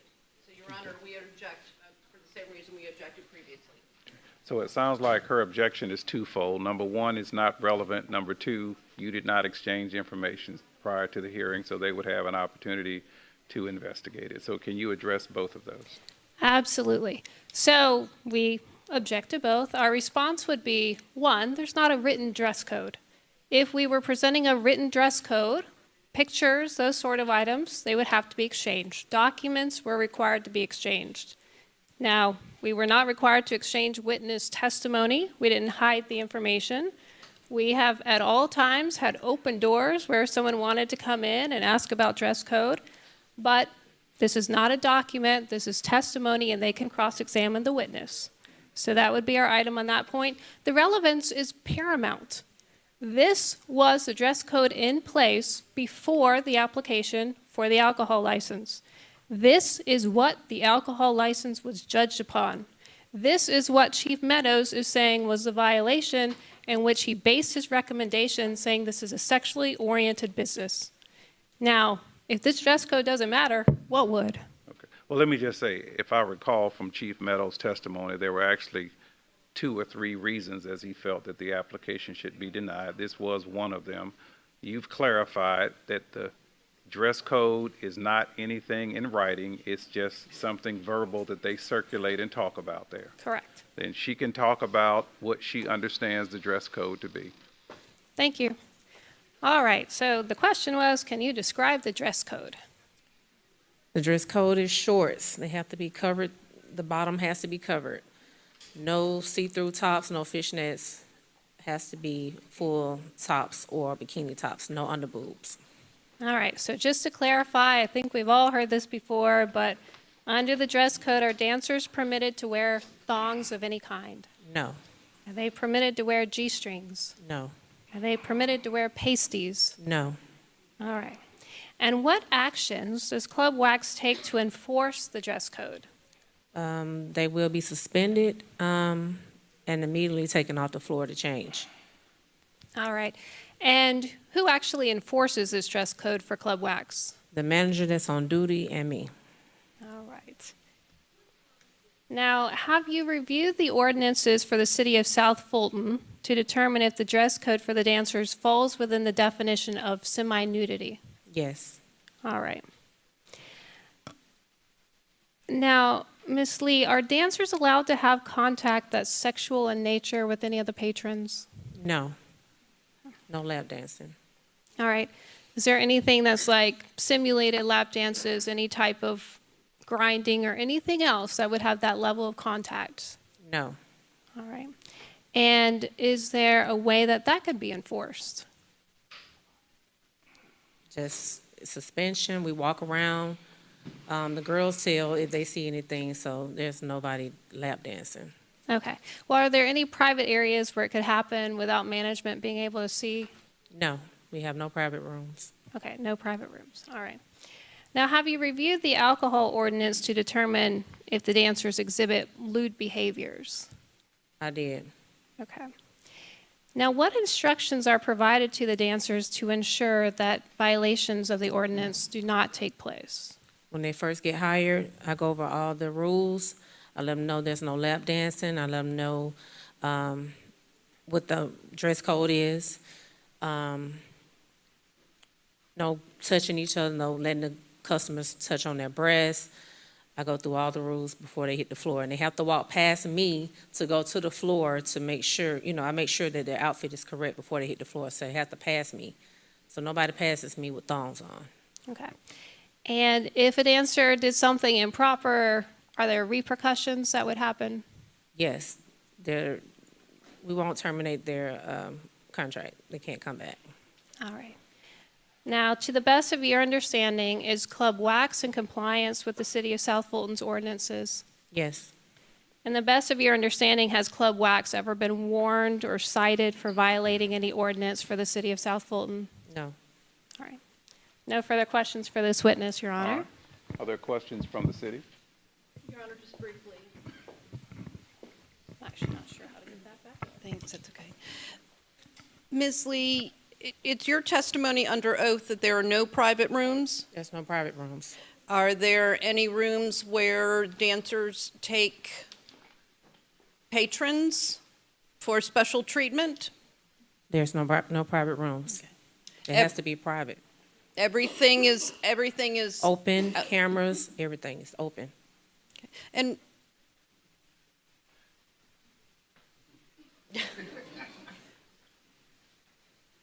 sorry, Chief. Your Honor, that's all I have. All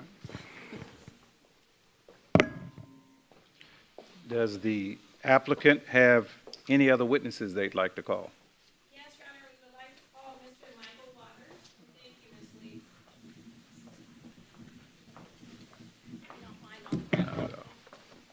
Thank you, sir. Mr. Michael Waters, can I have you to please raise your right hand? Do you swear or affirm the testimony you're about to give to be the truth, the whole truth, and nothing but the truth, so help you God? If so, say I do. I do. And sir, can you please state your full name and your residence address? It's Michael Waters, I live at 6484 Joanna Street, Douglasville, Georgia, 30122. All right. Well, good evening, Mr. Waters. Are you related at all to Mr. Tom Waters? Yes, it's my brother. Okay. And are you employed at Club Wax? Yes. What are your job duties at Club Wax? Try to help see with day-to-day operations and manage usually night shifts. Okay. And how would you describe Club Wax? Club Wax is kind of a little different. It's like a gathering place. It's a lot of regulars that have been coming for many years, and you got guys watching football games, basketball, whatever, playing pool, and talking to entertainers and stuff. Okay. So it's a real And mix. the entertainers are dancers? Yes. Okay.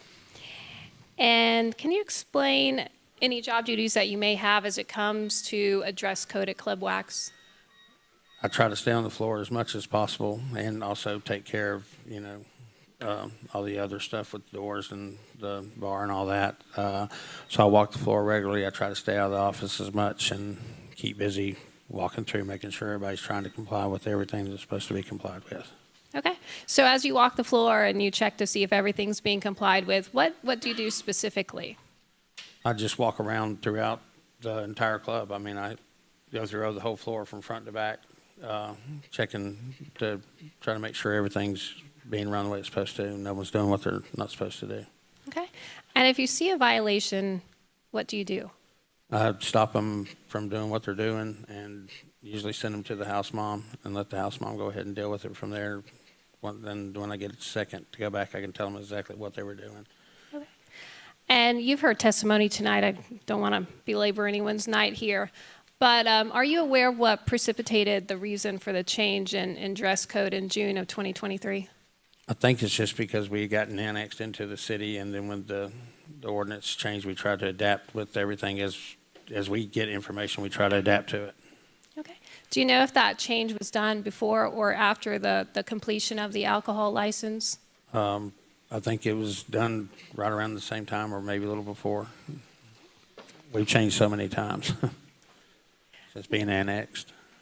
Now, you just heard a series of questions and a giggle from the crowd.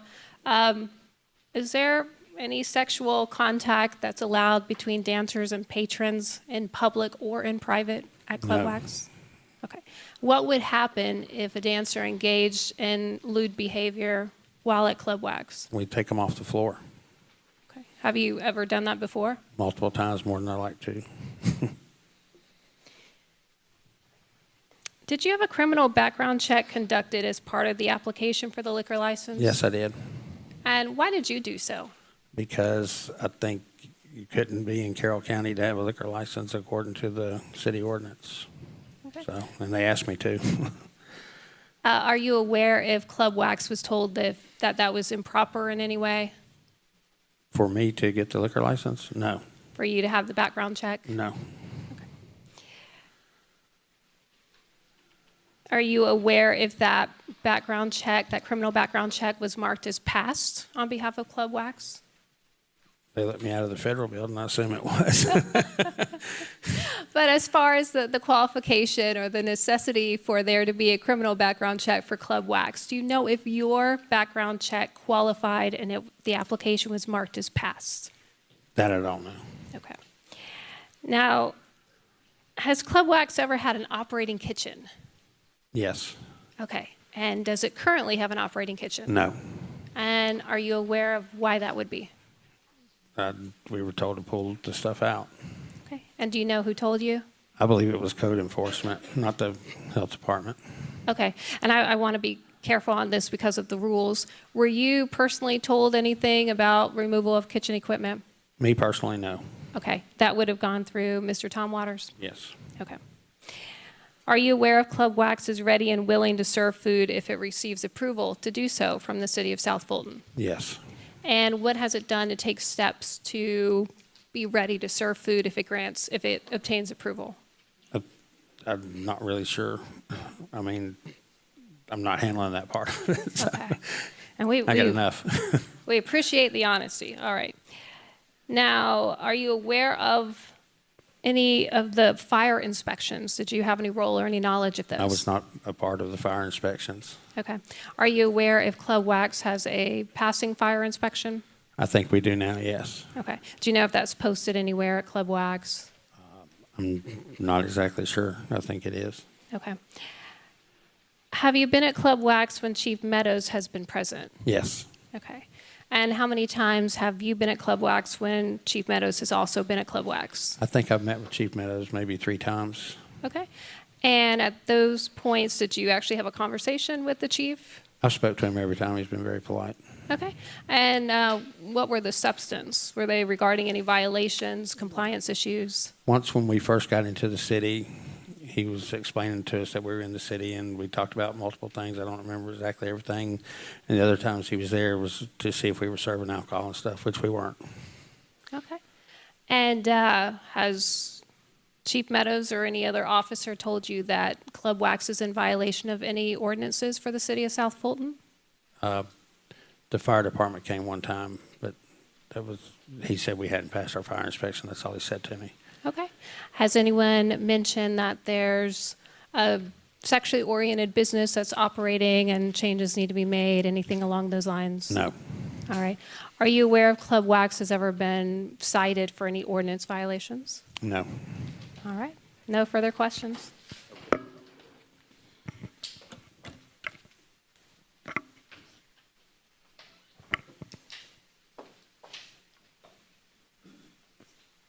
Did you have any cross? Just a question. Okay. Yeah, sorry. Mr. Waters, are you aware that the Club Wax has been cited for not having a business license? Were you there? No, I was not there. Okay. Are you aware of that fact? Are you talking about the recent one? Correct. Okay, yeah, that was just the other day. Right. Yeah. Okay, I was made aware of that today. Okay. So you are aware of... Of that one, yes. Okay. Sorry. That's all I have. All right. Does the applicant have any other witnesses? Mr. Waters, you can have a seat unless you want to do redirect.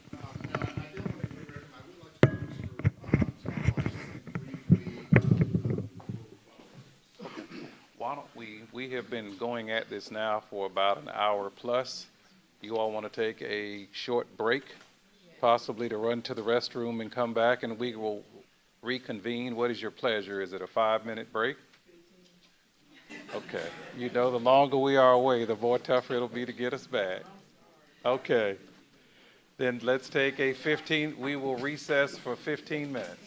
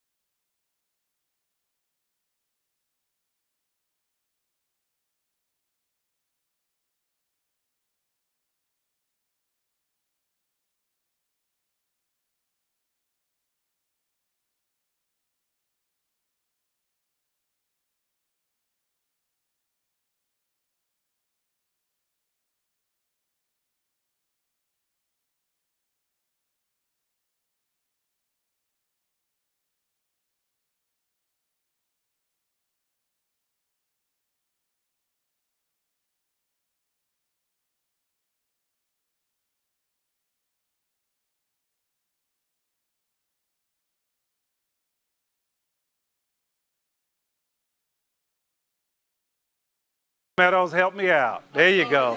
Thank you. Help me out. Help me out. Thank you, sir.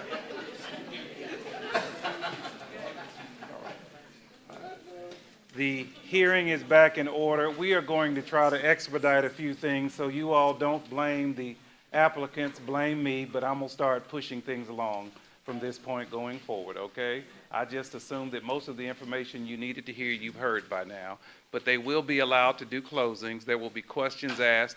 We will get answers, and then we will turn the deliberation over to the city council. All right? I think, council, you had one you wanted to recall one of your clients for redirect. Okay, absolutely. Okay. Mr. Waters, be reminded you're still under oath. Yes, sir. Thank you.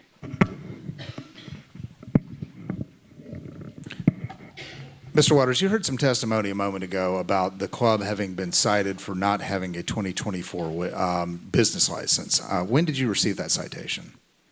Yesterday or the day before. Okay. A couple of days ago. Why has Club Wax not submitted a 2024 business application? Well, when I did try, they had blocked me out of paying liquor taxes, and I think somehow maybe they accidentally kept me from being able to renew the license. But then when I talked to Chris, maybe about... When you say Chris, who is Chris? I believe he heads up the permits or renewals or something for the city. Okay, so he's an employee of the city of South Fulton? Oh, yeah. So he had emailed me about it, and I explained to him what was going on, that I was trying to do this, but I was being blocked out, and then he told me, hey, you can get in there. Hearsay, just like it was. No, I had Well, his email. Your Honor, this doesn't go to the truth of the matter, but this is to explain the conduct that resulted from what he was being told. Well, let me just, this objection has not been made, but if it relates to the 2024 business license, that has nothing to do with the material facts regarding the 2023 denial. Okay. If that's going to be what you're going to ask him questions about, I don't think his testimony should even come in on those points. Okay, and I would point out that you did permit testimony to come in with respect to the last... It's not relevant. Okay. It's not relevant. As long as you could instruct the city council, they're not allowed to... It is not relevant regarding the denial of granting of the 2024 business license. Okay, thank you, Your Honor. Then I don't have any further questions. Okay, thank you. Is there any recross by the city of South Fulton? With the understanding that everything regarding the 2024 business license has been stricken. Yeah, and I just would like to, we were talking about this website that you said that you had tried to get shut down, and then there are pictures there. Can you, that's August 2023, is that correct? Is that when that Instagram thing? Correct. I don't know. That's what that says, yes. And is it? I would once again object that the foundation has not been allowed to actually submit those pictures or to demonstrate when they were taken, et cetera. So Your Honor, I'm trying to ask that question. Your objection is granted. Let's not ask any more regarding the pictures. He said it's not his Instagram. Whether the city council believes him or not, they can make that decision themselves. And Mr. Waters, is it your testimony that in August of 2023, the girls no longer looked like that in terms of their clothing? Is that your testimony? Is this picture here? Because this, Mr. Waters, when your counsel is saying something, I need for you to be quiet, okay? Counsel, thank you. I don't think there's any more questions. Counsel, are there any other questions you'd like to ask? Your Honor, no other questions. Thank you. Mr. Waters, if you'll please have a seat.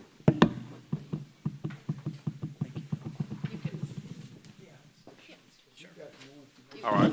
Does the applicant rest? Thank you. All right, I understand everyone wants to make a brief closing. All right? Oh, Your Honor, yes. All right. I didn't know if we were going to, I believe that Mr. Hyman was going to. I was going Did you want to. to ask questions before closing? I thought they might be asked after closing. Well, as long as each side, depending on the question that's being asked, can provide those answers, it'd be then up to the hearing officer. But I just put for the record that council does have some questions. Okay. Would you want to just kind of poll the council? My recommendation would be allow them to do their closing argument and then you all ask questions. But if you all would like to ask questions before they do their closing argument, that's certainly at you all's pleasure. All right, then we will do closing arguments and then we will ask questions. Council, thank you very much for your...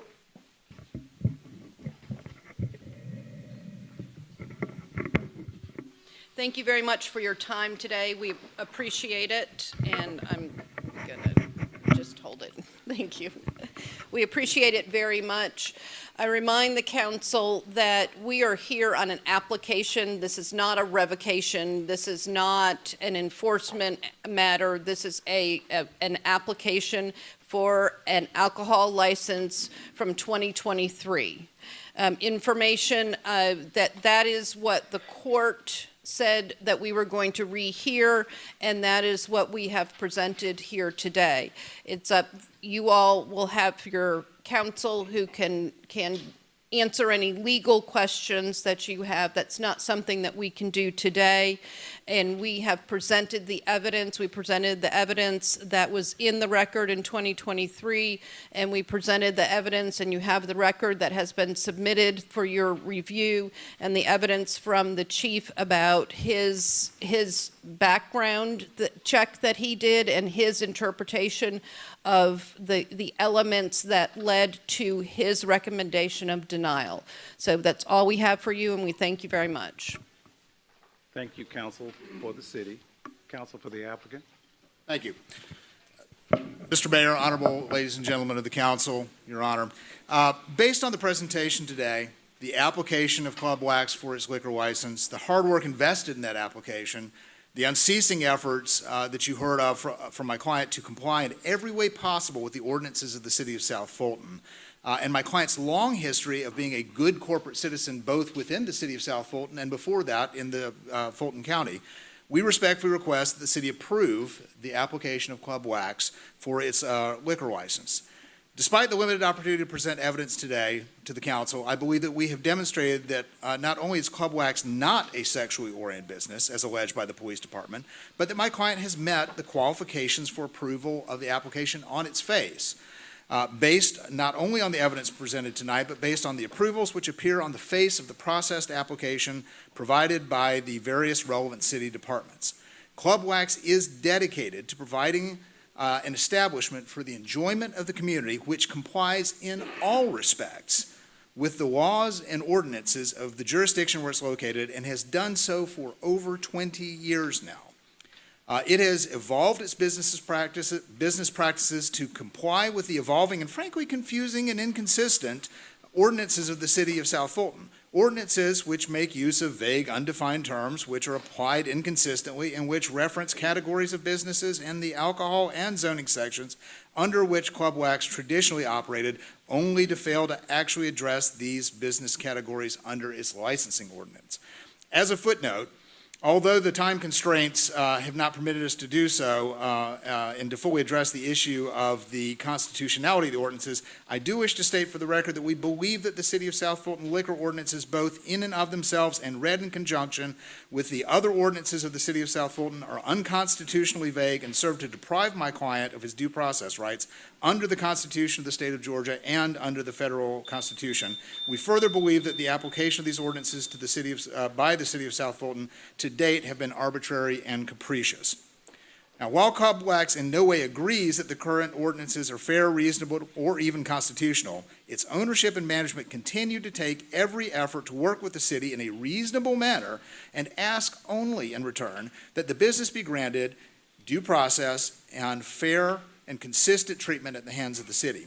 We believe that such fair treatment and objective review of the facts and circumstances before the City Council can only lead to one supportable result: the approval of Club Wax's application for its liquor license. As such, we would respectfully ask that the City Council grant this approval. Thank you very much for your time. Thank you. All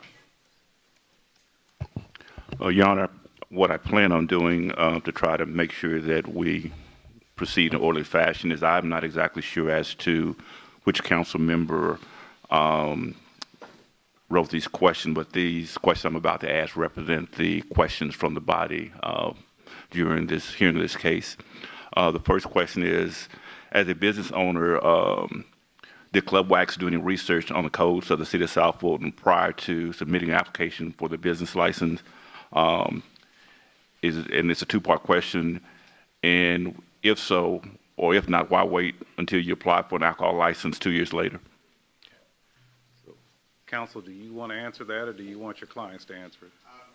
If the council, maybe I'm happy to answer, and if my client believes I'm misspeaking, I would ask that he have the opportunity to let me know. I believe I can make an accurate representation. So it is my understanding that my client did in fact look into the ordinances of City of South Fulton at the time that they were annexed, and did actually obtain counsel. We were not representing them at the time, but they had other counsel who helped them in trying to interpret that. Frankly, due to the inconsistencies in the ordinances themselves, we would submit that it is actually fairly difficult to navigate for a business that has operated for well over 20 years under one set of rules to figure out exactly, A, what the ordinances actually say, but also how the city is actually applying them. And in fact, there have been numerous inconsistencies throughout the process in the way that the city has attempted to apply these statutes versus what the actual statutes say. So, and frankly, if the city of police had come to my client and said, look, we think you're not doing some of the right things, my client has shown that it is absolutely amenable to evolving its business practices to make sure that it's complying with the statutes. And it really wants to have a partnership with the city to make sure that it is a compliant business rather than this being a gotcha, ha, we caught you now sort of situation. Okay. Was your client aware that there is a difference between the city code and when the city was unincorporated? So they became aware of that. They were not aware at the very beginning of the annexation. That only came to light later when the city of South Fulton, through its police department, started dialoguing with my client about whether or not it did or did not at a specific time have to submit an application. And frankly, the really close attention to exactly what the statute says did not start until the Chief Meadows, my apologies. Chief Meadows indicated in the spring of 2023 that my client would at that time be required to file an application for a liquor license. Does Club Wax have a permit to sell food?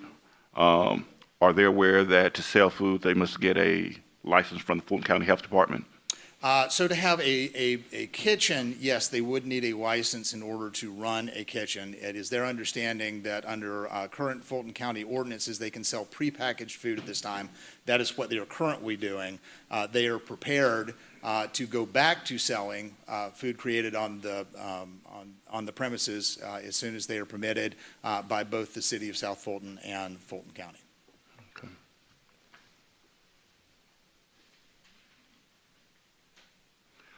Is your client aware that the city doesn't have anything to do with commercial kitchens, that would be Fulton County Health Department?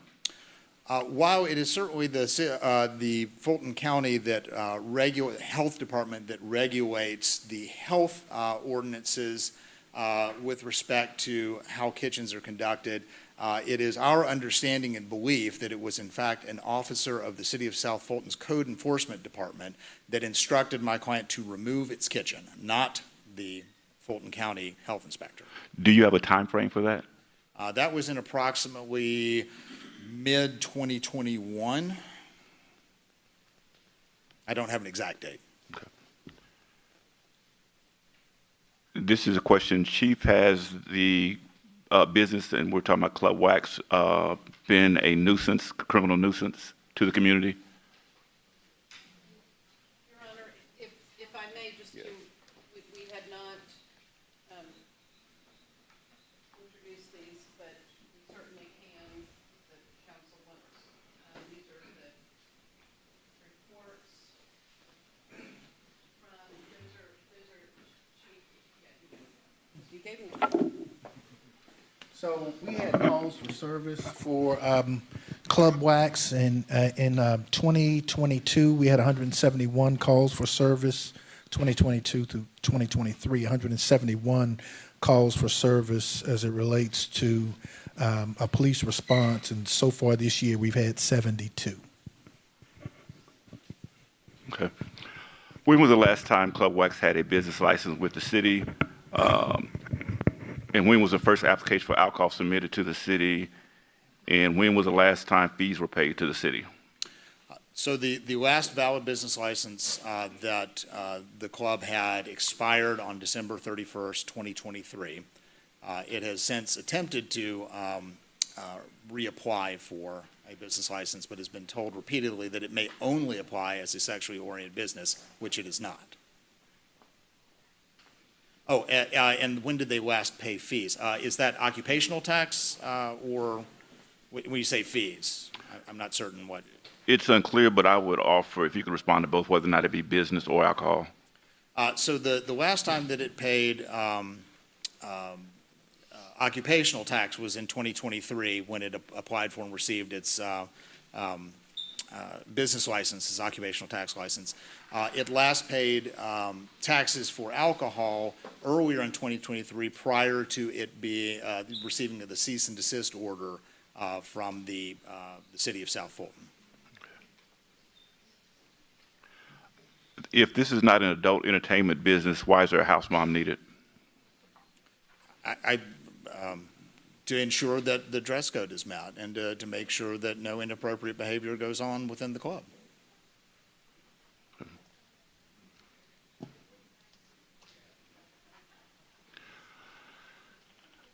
And I think this would probably be either to the chief or you. Was there a sexual assault, or this probably be to the crime chief, ever reported at Club Wax within the relevant time period?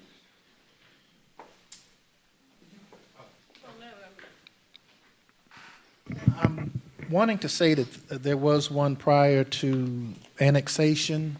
Okay. But as far, you're saying a rape that took place? That I use rape, I just said sexual assault, but the term was rape. Yeah. I do believe that there was one prior to annexation. And this is attributable to Club Wax? Yes. Okay. When you say, may I ask a follow-up question to the chief? When you say attributable to the club, what would you mean by attributable to the club? That it was a club employee that conducted the sexual assault? No. It's basically where it happened. It goes to the location where it happened.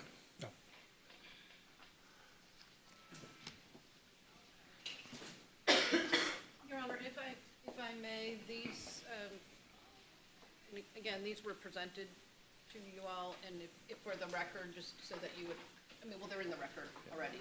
And no objection to them? Okay. Then the incidents at the location will be admitted over objections. No objection. No objection? Yes. Right. Here's a dumb question. What do the entertainers do? And it goes, what is a house mom? So what do the entertainers do? The entertainers dance on stages where they're raised stages, approximately, I would guess that's roughly 3 feet high. There are several of them scattered throughout the club where they dance to music.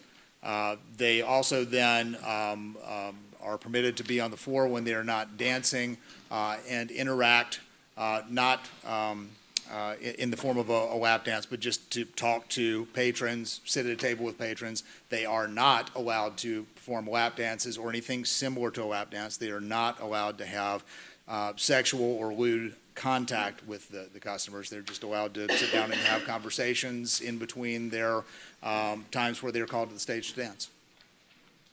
And I think you may, but you may reiterate, what is a house mom? Because it's a two-part question. Yeah, the house mom is basically a back-of-the-house manager. That is, she makes sure that, nobody is in the dressing areas who's not supposed to be in the dressing areas.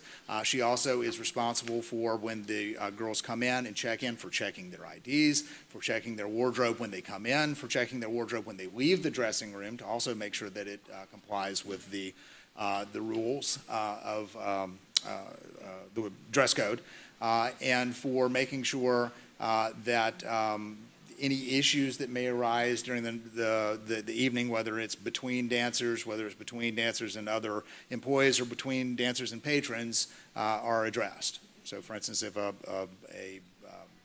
patron is being handsy with somebody, they would typically report it to the house mom so that she can let front of the house management know and that person can be removed. Okay. This one is to either Mr. Waters or his attorney. Do you have anything in writing from any agency requiring you to remove your kitchen? In other words, do you have any documented proof of who supposedly requests your kitchen be removed? I'd have to defer to my client on that. Did you receive anything in writing when they told you to shut down the kitchen? I'll have to ask. I mean, I'll check. I just really don't remember, but we couldn't even have our nachos. Yeah, you could say that to the mic. That would, I think, be helpful. Yeah, I mean, we couldn't even have our nachos, popcorn, microwave, anything. It was unusual, but like I said, we just started with you guys, or with the city, and whatever y'all asked for, and you can ask the fire department, they're in here. Trust me, I had to rent out another 20,000 square feet of space just so I could operate, because I was told we can't have anybody back there, and you can add. So I don't want to get too far afield. So they were asking whether you had anything in writing. If the city would give you permission, would you be willing to go back and check your records and see if there's anything in your records in writing from either the city or otherwise? Okay. Here's the final question I have. Why have a dress code adjustment for dancers to wear shorts instead of just having them apply a uniform? Something uniform, a uniform? Well, because the dancers are all independent contractors, and for those of you not familiar with employment law, if you start providing sort of the instrumentalities of someone's business, like providing them uniforms, that means that's a sign that they are actually an employee, and so the Department of Labor would have to treat the club differently, and so that brings the whole thing. So we leave it to the girls as long as the outfits are compliant to provide their own, because otherwise that would mess with the independent contractor nature of the relationship with the entertainers. And this is the last question. Is your client aware that ignorance of the law doesn't change the fact if there was a violation of the law? Yes, my client is aware of that fact, but of course, when there is a change in the law from a long-standing business that has conducted business in a certain way, and who's run by, frankly, people who are not lawyers, while there may have been periods of time where they were technically not in compliance, they certainly were not receiving any indication from the city of South Fulton that they believed them to be out of compliance, and they were not given a reasonable opportunity to bring themselves into compliance. Because frankly, I would hope that is what the city is interested in, is having a good relationship with its business citizens that is a cooperative one that benefits everybody. That's all the questions, and what I'll do is I will submit these cards as questions to be part of the record, and council, according to the notice, from my understanding with both parties, will make a written decision in 30 days. Thank you. All right. Thank you very much.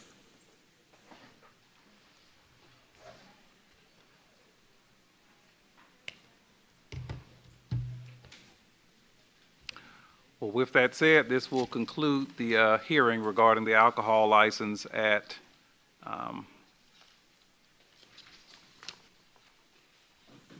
4375 Commerce Drive, Southwest Atlanta, Georgia, 30336. Thank you. Thank you so much, Judge Friedman. Thank you for your service to all of the South Fulton cities. Mr. Clerk, would you, I'm going to entertain a motion to adjourn this hearing. I move to adjourn the special call meeting hearing, public hearing. It's been properly moved and seconded. I will take this vote by a show of hands. I record that motion approved unanimously. We are adjourned, excuse me, at 7:17 p.m. All right, we are well behind schedule. I'm going to go ahead and call to order a special called meeting for zoning and alcohol cases. Mr. Clerk, would you please, originally scheduled for 6 o'clock this evening. Mr. Clerk, would you please call the roll?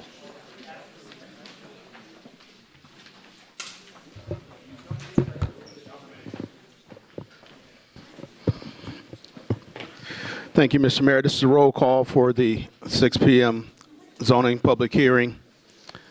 The Honorable Catherine F. Rowell, District 1. Present. The Honorable Carmelita Gums, District 2. Present. The Honorable Helen Z. Willis, District 3. Present. The Honorable J.C. Sebastian, District 4. Present. The Honorable Keosha B. Bell, District 5. Present. The Honorable Natasha Williams Brown, District 6. The Honorable Linda B. Pritchett, District 7. Here. And the Honorable Mayor Khalid. Present. Mr. Mayor, you have a quorum. All right. Please call the first item. Oh, yes. So, Mr. Mayor and members of council, that brings us to alcohol license rezoning, variance, and modification cases for presentation and public hearing only. We have a number of cases that are requesting deferral.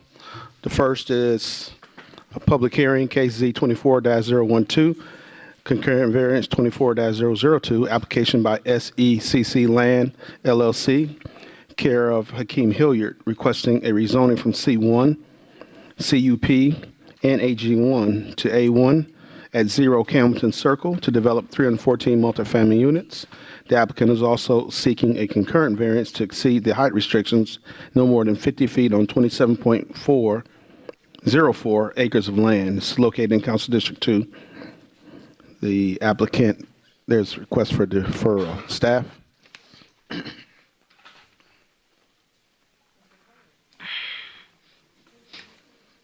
The recommendation is deferral to the October Mayor and Council public hearing. October 24th. I'd like to make a motion. No, it's not the 24th. It is the first meeting of October. This is in the November? first meeting in October. Nope. November. My apologies. Oh, okay. That'll be the 12th? We can. November 12th.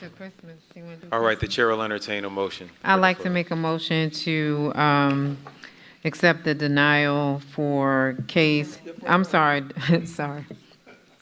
I'd like to accept the deferral for case number Z24-012/CV24-002 to be heard at the first council meeting in November 12th, 2024.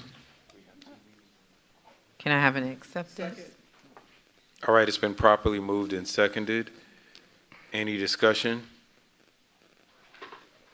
Y'all got any discussion?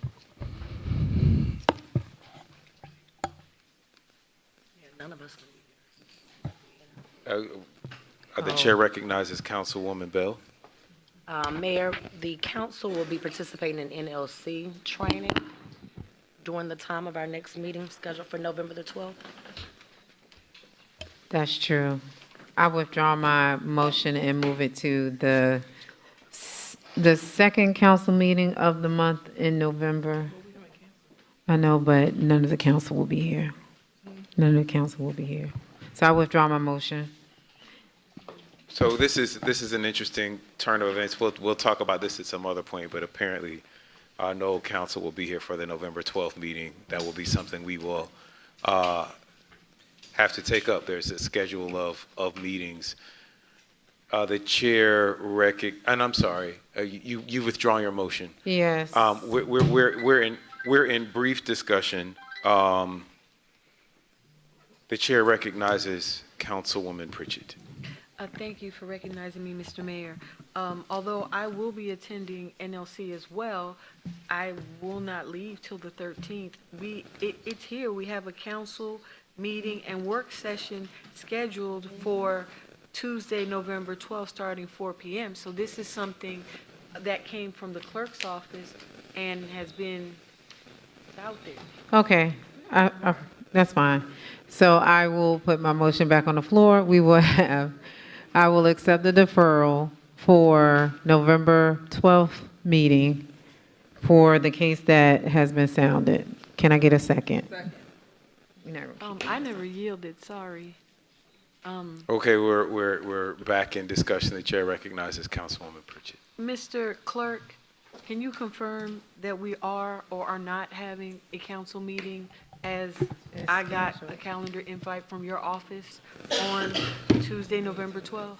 Yes, the calendar that was approved by this body, I believe in December of last year, did list the first meeting as November 12th, and of course, the second meeting, November 22nd. The chair, and I just want to be clear, I'm about to come for discussion. And we have, could you, just for everyone's edification, we have one December meeting, which is? Yes, yeah, December 14th is the December 14th. meeting. So December 12th, November 12th, November 22nd, which is the Tuesday before Thanksgiving? November 22nd is a Friday, so it's November 26th. I'm sorry, 26, yes. 26.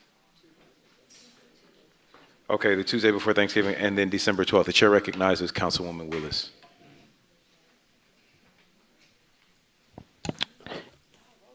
Yes, I was under the impression that that meeting was scheduled for the 13th, the 12th. So I actually am not, I scheduled travel to leave after that meeting. Because we didn't discuss that we were going to. So we are going, I think we're Yeah. all on one accord. Let's take this vote in the queue.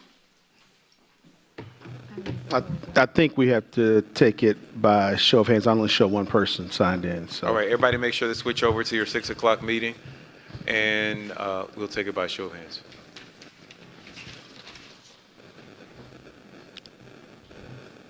I record that, Councilman Bell. The motion was approved unanimously, 7-0, to defer that case to November 12th.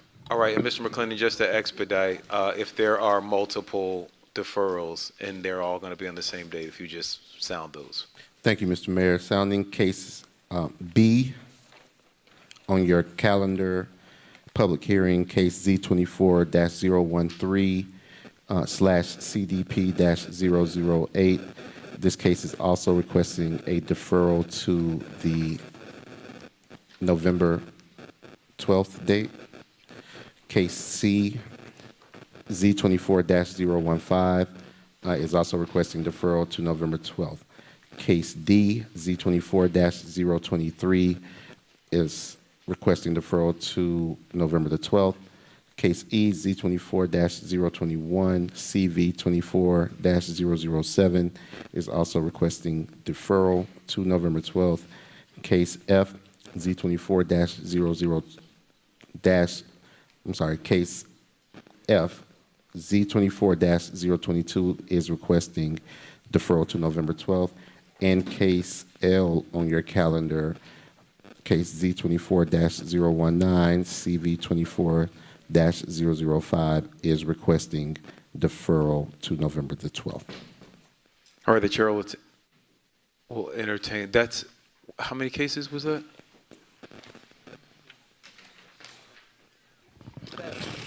Yeah, 1, 2, 7. 1, 2, 3, So, 4.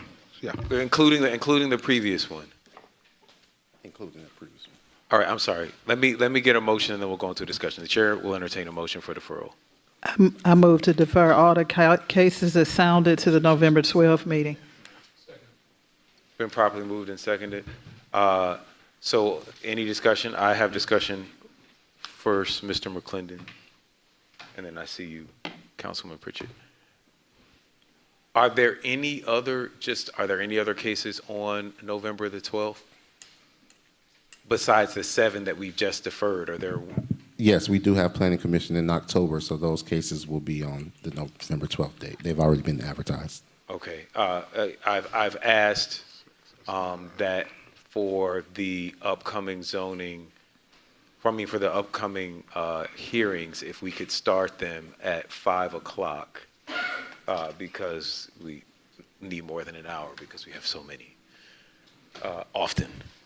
The chair recognizes Councilwoman Pritchett. Thank you.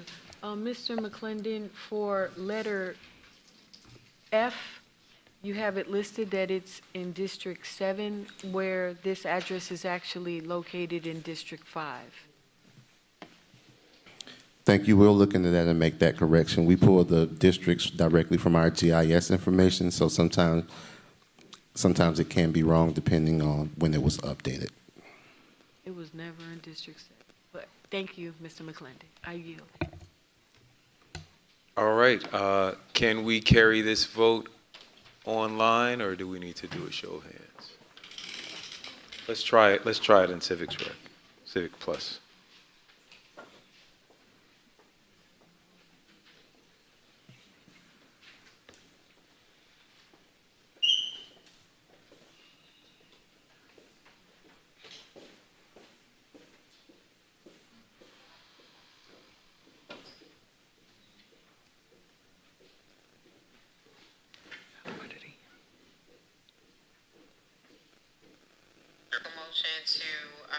Sorry.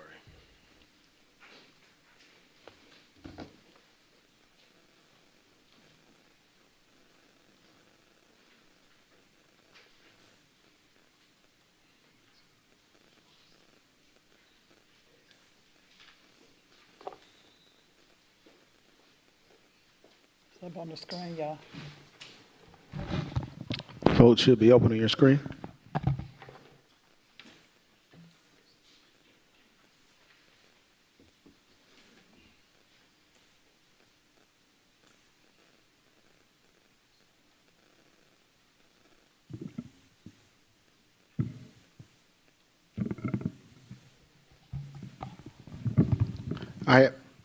Sorry, would you like to register a vote?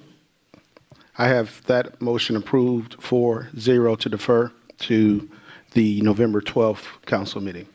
And that is items B through F. And L. And L. So, Mr. Mayor, Councilmember Pritchett is registering her vote in the affirmative for the deferral. So that is approved 5-0. Mr. Clerk, who is outstanding in the vote? Because She stepped out. but there's still 6 people still here. Yes, I didn't receive Councilmember Williams-Brown and Councilmember Gumbs.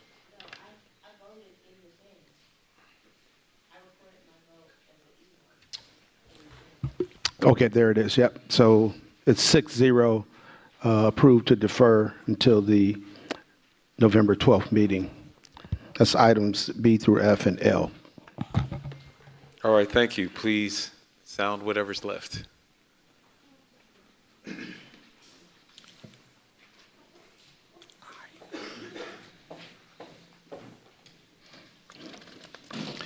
Yeah, Mr. McClendon would like to hear case I next, which is public hearing, case Z24-016, application by Grand Communities LLC, care of Battle Law PC, requesting a rezoning from R3 to CUP at Zero High Point Trail, rear to develop 38 single-family detached homes along with a concurrent variance to reduce the buffer requirement along the western boundary of the development on 19.7 acres. It's located in Council District 2. Staff recommendation is approval conditional. Planning Commission recommendation is denial. Staff. Thank you, Mr. Clerk. The applicants for this case have informed us in writing that they would like to withdraw this application. Because the case has already been advertised, City Council rules require that the withdrawal be requested of council and council vote to actually approve that withdrawal. There's a representative of that applicant here today who would like to briefly address council. The chair will entertain a motion. He wanted it. Oh, I'm sorry. Good evening, Mayor and Council. Good evening. Josh Mahoney, attorney at Battle Law PC, 3560 Habersham at North Lake in Tucker, Georgia. Here this evening, speaking on behalf of the applicant, we did go ahead and submit a withdrawal letter to the planning staff, really because in working with the community, we received a lot of opposition to the request. And so my client has just decided that they're no longer going to pursue this application. That's all I've got. If you have any questions, I'm here to help. All right. To entertain a motion now? The chair will entertain a motion. I move to accept the withdrawal of case Z24-018. Second. All right, let's take this vote online. Vote is open.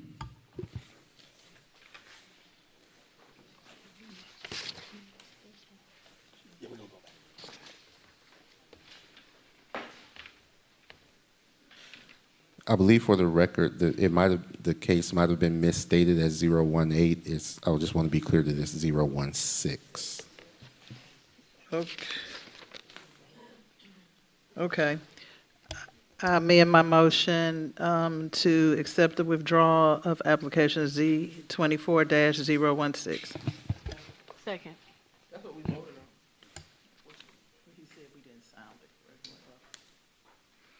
All right, let's just take this That revote by. vote was approved unanimously, 7-6-0. Perfect. All right, please sound the next item. That brings us back to letter G. Public hearing, case M24-005, an application by Brian Brunfield, care of STRS Ohio GA Real Estate Investments, LLC, for property located at 6200 Fulton Industrial Boulevard, requesting a modification in the M1 zoning district, Fulton Industrial Overlay District, to modify zoning conditions 3A of zoning case 1987Z-0033 to remove the 75 feet and a 100-foot undisturbed natural buffer and 10-foot improvement setback. It's located in Council District 1. All right, thank you, Mr. Clerk. I believe we have a quick slideshow. If we can get that pulled up. This is case M24-005. M stands for modification. Because modifications are not an item that we typically see on our public hearing dates, I always like to remind council of what a modification is. A modification is a request to change a condition of a previously approved zoning case. So this case was approved by Fulton County in 1987. It had conditions that included a 75-foot undisturbed buffer and a 100-foot undisturbed buffer, depending on what the adjacent property use was. Currently, our code requires this 100-foot undisturbed buffer based on the zoning code itself. But back when Fulton County passed this case, that 100-foot buffer was not in their zoning code, so they added it as a condition. So for that reason, the applicant is requesting a modification to reduce that 100-foot undisturbed natural buffer, I believe, down to 0. We have some maps in front of you very quickly. I just want to point out, if we can go to the next one. The facility you see there outlined is the facility that they are looking to expand. They're looking to expand it towards towards the back of the facility. That's at Riverside Drive, and Camp Creek Parkway is the larger. I'm sorry, Fulton Industrial Boulevard is the larger street that you see on the map there. If we can go to the next one, I would like to point out that the property directly below this property is a residentially zoned property. It is zoned Suburban A. And based on that, the staff recommended denial. There is no Planning Commission recommendation because this case does not go before Planning Commission. Modifications only have one public hearing, and that hearing is in front of City Council. So there is no Planning Commission recommendation, only staff recommendation. Was that the extent of the slideshow? That's it. All right, thank you. All right, I'm going to go ahead and open up the public hearing. Is the applicant present? Yes, I believe Mr. Isaac Weeks. I'll also point out that there is an updated staff report that you should have received, but there's also hard copies of it that we've passed around. And Mr. Mayor and Council, you should have in your package an report from the applicant with the some slides as well as an email chain that was shared. All All right, sir, if you would start by stating your name and address, you will have 10 minutes in total for you and everyone that is speaking in support. So mind you may want to reserve some balance of your time for those speaking in support or for rebuttal after you've heard those in opposition. Your time starts now. Isaac Weeks, 1115 Howell Mill Road, Atlanta, Georgia. First of all, Mr. Mayor, City Council members, I want to thank you all for having us here and giving us the opportunity to speak to you all tonight about our presentation. Like I said, my name is Isaac Weeks. I work on the construction management and development team at Stream Realty Partners. We're a commercial real estate firm in Atlanta, and we act as the construction managers, development managers, and leasing brokers for the owners of the building located at 6200 Fulton Industrial Boulevard here in the city of South Fulton. With me tonight, I have Brian Brumfield with Eberly & Associates, who is our lead civil engineer for the project. So just as a little bit of context onto this project, this building was built right around the year 2000. It is a 500,000 square foot building that has been 100% leased to Quaker Foods for the better portion of 10 years. Now that that 10-year period is up, we, over the last 3 to 4 months, have been in lease negotiations with Quaker Foods about a long-term extension of their lease at this building and at this facility that would ultimately keep them in the city for, ultimately a decade to come. As part of those lease negotiations, Quaker Foods did request that we look into the design and pricing of the expansion of the building by roughly 100,000 square feet just to support their continued and expanded operations. Now, this property is interesting because if you look at the aerial map that is included as page 2 as part of the presentation material that we shared. If you want to just pick the mic up, you can pull it off the. Can you hear me a little bit better now? Great, sorry about that. So this property is a little bit interesting because if you turn to the aerial map, page 2 of the presentation material that we shared, you can actually see that when the building was originally developed, there was about 130,000 square foot area at the south end of the building, directly below the building, that was left as an ungraded pad for future expansion, future development. Now, when the building was originally developed, they did construct the fire loop road around this section of ungraded land to ultimately future expand into that portion of land in the future. Now, when we were designing the expansion of the building by roughly 112,000 square feet, with Brian and Eberly here, we found that doing our runoff and stormwater calculations, we would need to provide ultimately more and additional stormwater drainage to support this expansion of the building. And then looking at the areas of the site that are large enough to add a detention pond, just to support this expansion, we were constricted and found that the only area that we would ultimately be able to install this detention pond would be in the 100-foot natural zoning buffer on the south end of the property.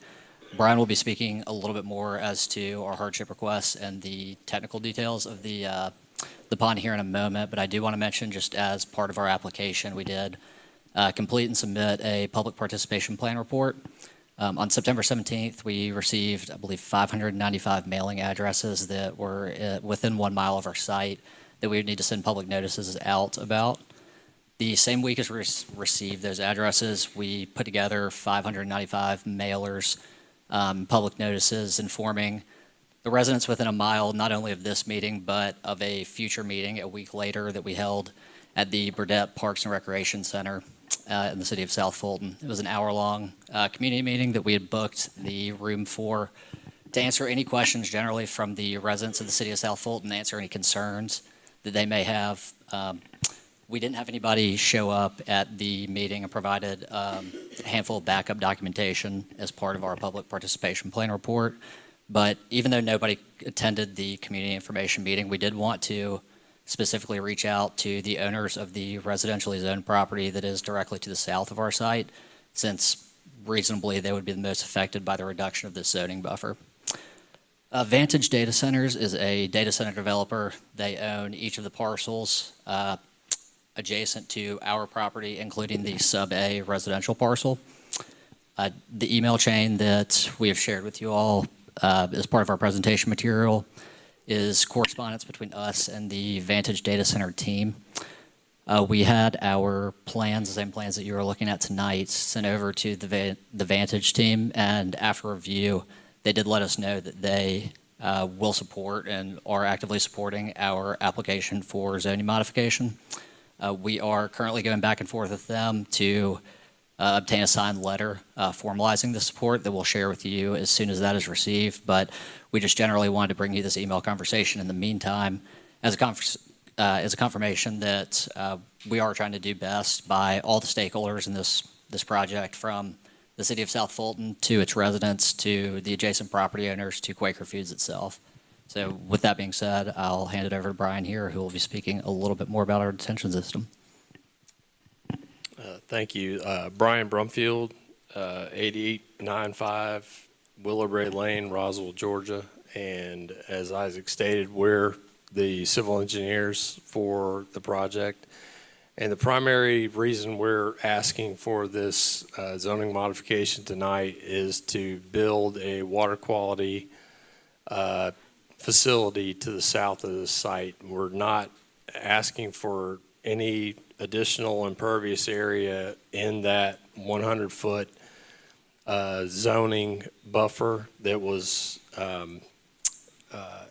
that is currently in place, but we needed the area to build a water quality detention and facility to the south of the site of the expansion in order to meet the new stormwater regulations upheld by the state of Georgia stormwater regulations that were enacted between the time that the facility was originally constructed in 2000 to 2004 today.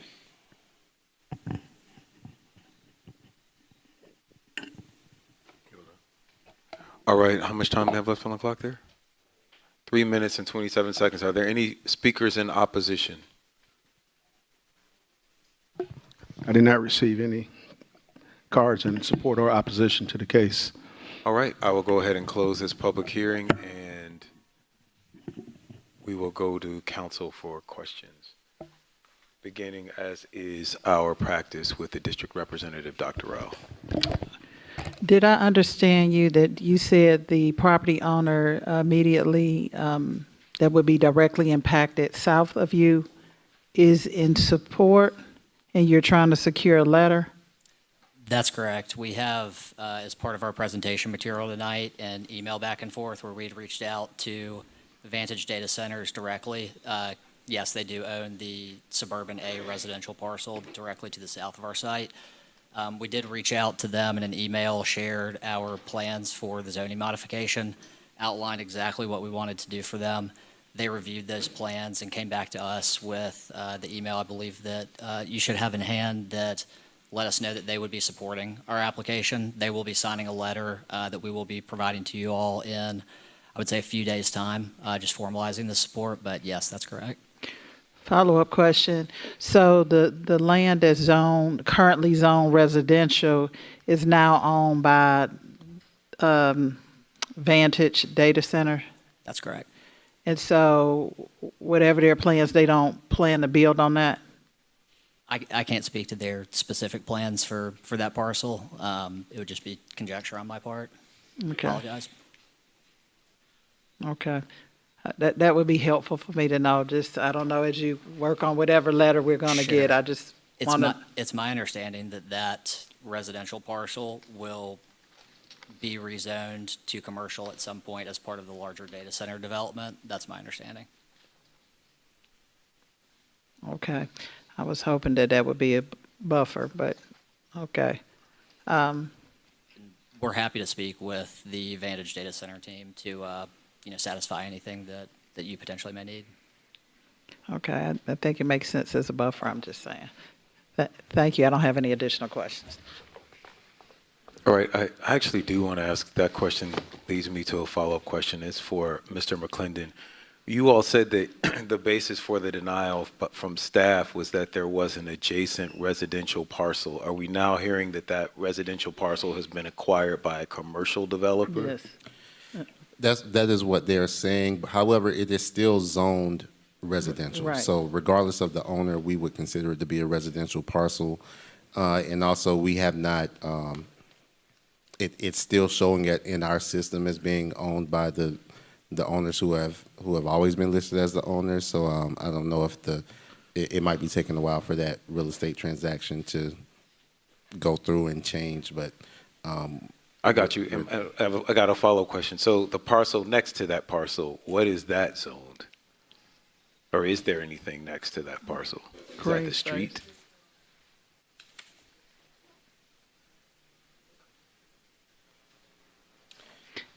the parcel directly next to that parcel is also zoned suburban A, if I am looking correctly. Unfortunately, it looks like our map legend is covering that one up, so I'm not 100% sure, but from the color, it looks like it is also residential. And and perhaps the district representative or whoever knows, is there anything on that parcel? No, it's undeveloped land, but I think what's behind it is the Southeast Trust for Parks and Land, right? So That's correct. All green space beyond that. Got you. All right, and then my last follow-up question is, what is a water quality detention facility? Is that just a fancy name for a big detention pond, or?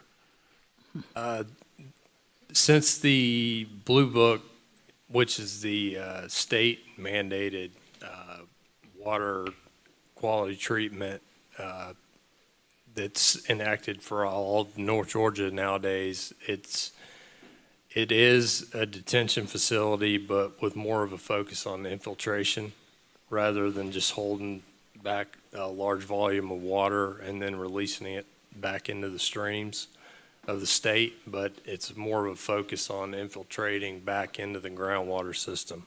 All right, and then my last follow-up question to that, and I'm not sure if it's whether it is for you all or for Mr. McClendon, but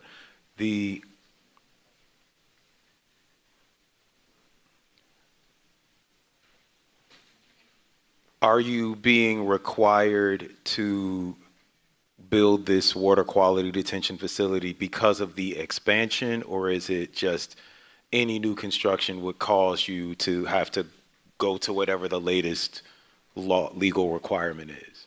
So the existing facility could have been expanded per our existing plans if it were built 24 years ago when they originally did the project. However, the water treatment regulations have changed in the last 24 years, more in particular in the last 10 years since everybody started enforcing the new stormwater regulations. So that's what's requiring the change. Got it. Thank you so much. The chair recognizes Councilwoman Willis. So if I understand this correctly, staff denied because basically of a buffer situation? That's correct. If this were to be approved, then the buffer adjacent to the residential parcel would be 0. Okay, is there any way to request a buffer, or it's not? Their request for this modification is for it to go down to 0. Thank you. The chair recognizes Dr. Rothschild for a second time. Which is why I want to kind of see what the letter says, and I know y'all are working on that. That would help me be a little bit more informed about what they plan to do with this land, because they don't do residential development, but I'd like to see something in writing about their intent for this land. Sure. And I guess that's my kind of where I am. We'd be happy to provide that. Okay. All right. Which could potentially be a buffer, but we don't really know yet.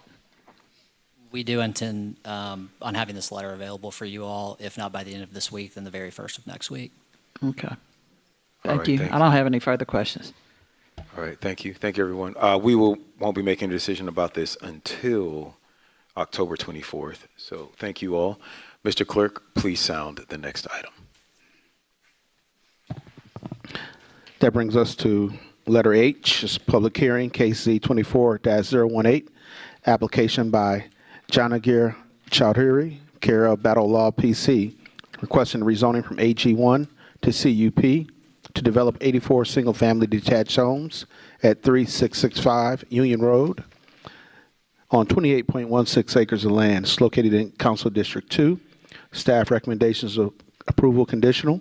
Planning Commission recommendation, approval with staff conditions. Staff. Thank you, Mr. Clerk. That is correct. This is in Council District 2, 3665 Union Road. The requests are the plan is to build 84 single-family homes on 28.16 acres of land.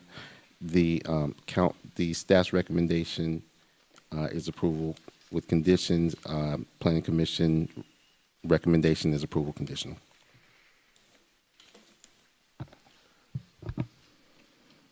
All right, is the applicant present? I believe the Josh Mahoney is the applicant. All right, I'm going to go ahead and open the public hearing. You have 10 minutes. You may want to reserve some balance of your time for other people speaking in support or for rebuttal after you hear those in opposition. Your time starts now. Please make sure that you state your name and your address. Good evening again, Mayor and Council. Josh And you might Mahoney. want to pick up the mic just so we can all hear Sure. you. Can you all hear me okay now? So again, good evening, Mayor and Council. Josh Mahoney, attorney at Battle Law PC, 3562 Habersham at Northlake in Tucker, Georgia, here on behalf of the applicant. I sent over a short presentation that I'd like to share with you all. If we could get that up on the screen, I'd just like to show you some key highlights and features of this application. But while we're bringing that up, essentially what my client is looking to do is develop on some vacant land at the northeast corner of Union Road and Butner Road. They're looking to do for sale, single-family detached homes. As staff said, there will be 84 of them. Some quick facts while we're waiting on the presentation. The homes will start at about $500,000. They'll range in size from 1,800 to 3,800 square feet. And there'll be a mixture of floor plans, including ranch style and two-story homes, with a mandatory HOA. Do we have the presentation? Yeah, it's not.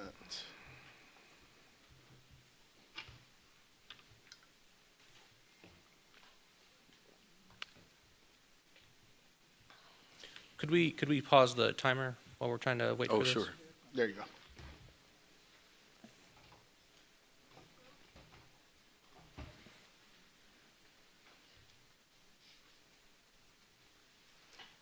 Ms. Ronan? Perfect, thank you. So let's go ahead and go to the next slide.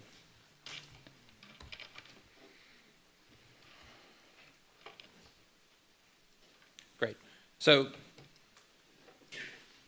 the area map here is highlighting the property's location. You can see it is that northeast property at the corner of Butner and Union Road.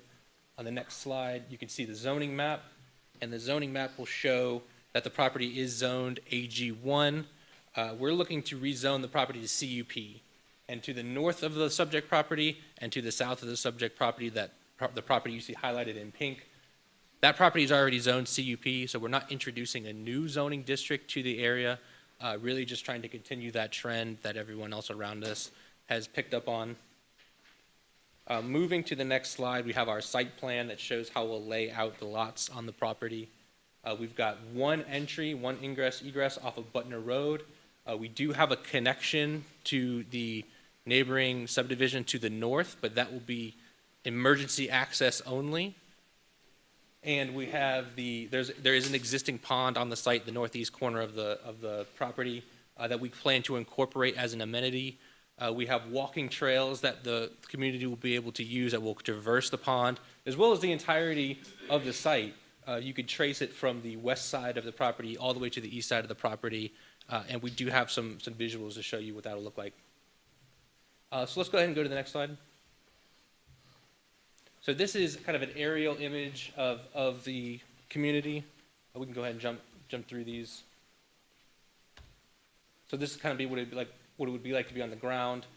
What I did was we have a video that's kind of like a fly-through of the proposal. What I did was I couldn't include the entire thing, the file was too big, so I just took some stills for you to show what the homes will look like.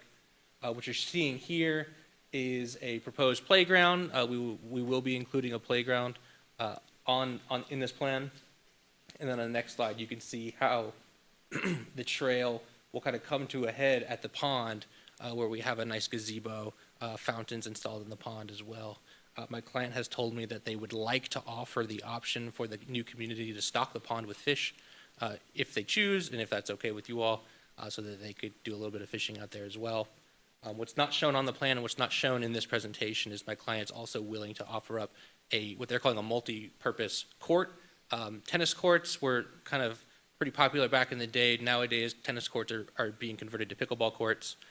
We have the opportunity to just install it as a multi-purpose court so the community can do it or use it for whatever they like. And that's really the highlight of our presentation. I'm happy to take any questions you all might have. And with that, I will reserve any time for rebuttal. All right, thank you. Mr. Clerk, are there any speakers in opposition? No, sir.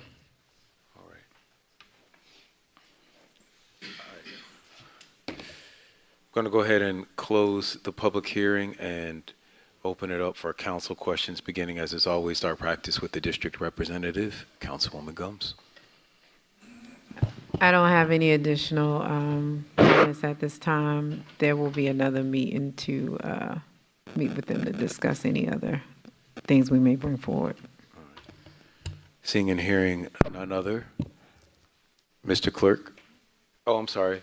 The chair recognizes Councilwoman Pritchett. So in the packet that we received, Could you pull your mic down?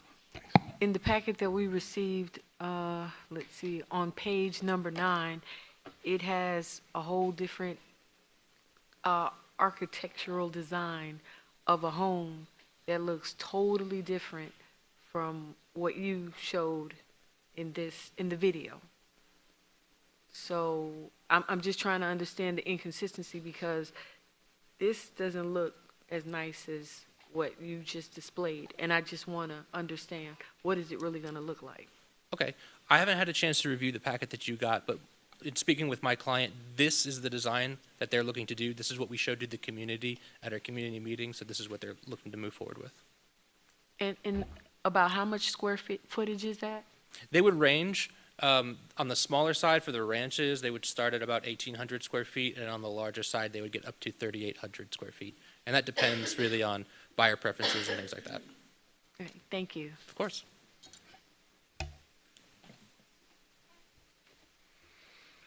All right. Seeing and hearing none other questions. Mr. Clerk, please sound the next item. Thank you. That brings us to letter J. It's public hearing, case Z24-020 and concurrent variance 24-006 and CDP-007. Application by Stephen Rothman, care of Marvin Arrington, requesting to rezone from AG1 to TR at 0 Welcome All Road to construct 92 townhomes. The applicant is also seeking a concurrent variance for grading, zoning buffer, and improvement setback. In addition, a CDP amendment to the future land use map is submitted concurrently on 10.47 acres of land. This is supported by a resolution by Councilmember Willis to amend the City of South Fulton future land use map to redesignate the property located at 0 Welcome All Road from suburban neighborhood 1 character area to suburban neighborhood 2 character area. This is located in Council District 3. Staff recommendations approval conditional. Planning Commission recommendations approval with staff's conditions. Thank you, Mr. Clerk. I don't think I have much to add other than that staff and Planning Commission have recommended approval conditional. All right, I'm going to go ahead and open up the public hearing. Mr. Clerk, is the applicant present? I believe Mr. Arrington is here for the applicant, and we did not receive any cards in opposition. Good evening, Mr. Commissioner Applicant. You'll go ahead and state your name and address for the record. You know how this goes. You got 10 minutes. Yes, you don't have to use all that time. Good evening, Mr. Mayor and Council. Thank you for having me. I'm actually wearing my attorney hat tonight and not my commissioner hat. Here on behalf of the applicant, we met with the community 2 times before submitting the application, and then once again after submitting the application.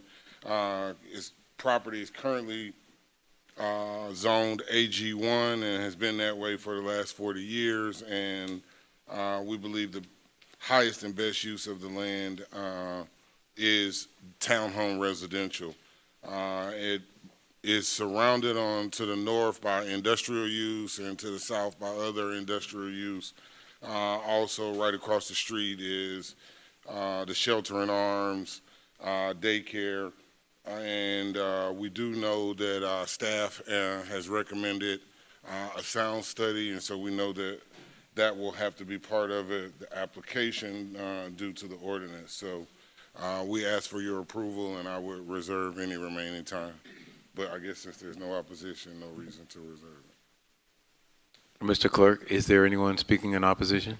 Yeah, I did not receive any comment cards specifying opposition to this case. All right, I'll go ahead and close the public hearing and open it up to council questions and comments, beginning, as is always our practice, with the district representative, Councilwoman Willis. Thank you, Attorney Arrington. For the record, he is acting in his capacity as an attorney. Just want to clear that up. As he stated, we did meet with the community twice before the application was filed, and we instituted the changes that the community suggested. For the most part, the community was favorable, and I want to thank the developers, Bo Young, Andrew Young Jr., and Greg Wynn, for working with the community and taking the suggestions necessary to move this development forward. Thank you.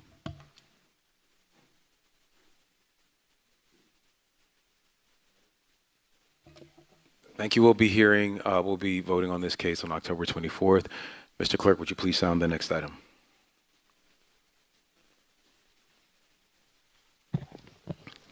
Yes, that brings us to letter K, public hearing, case M24-004, application by Jeffrey Teague for property located at 2580 Springbox Drive, requesting a modification in MIX, Cliftondale Overlay District, to the zoning conditions within zoning case Z03-0020 to allow 48 townhomes, 15,000 square feet of retail space, and 28 two-bedroom apartments. It's located in Council District 4. Staff?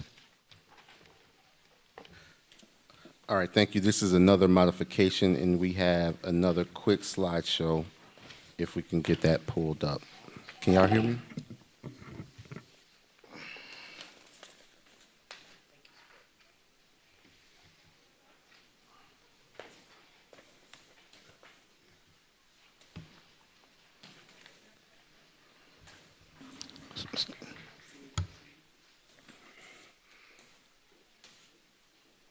All right, perfect. Thank you. So this is case M24-004. This is an application by Jeffrey Teague for property located at 2580 Springbox Drive.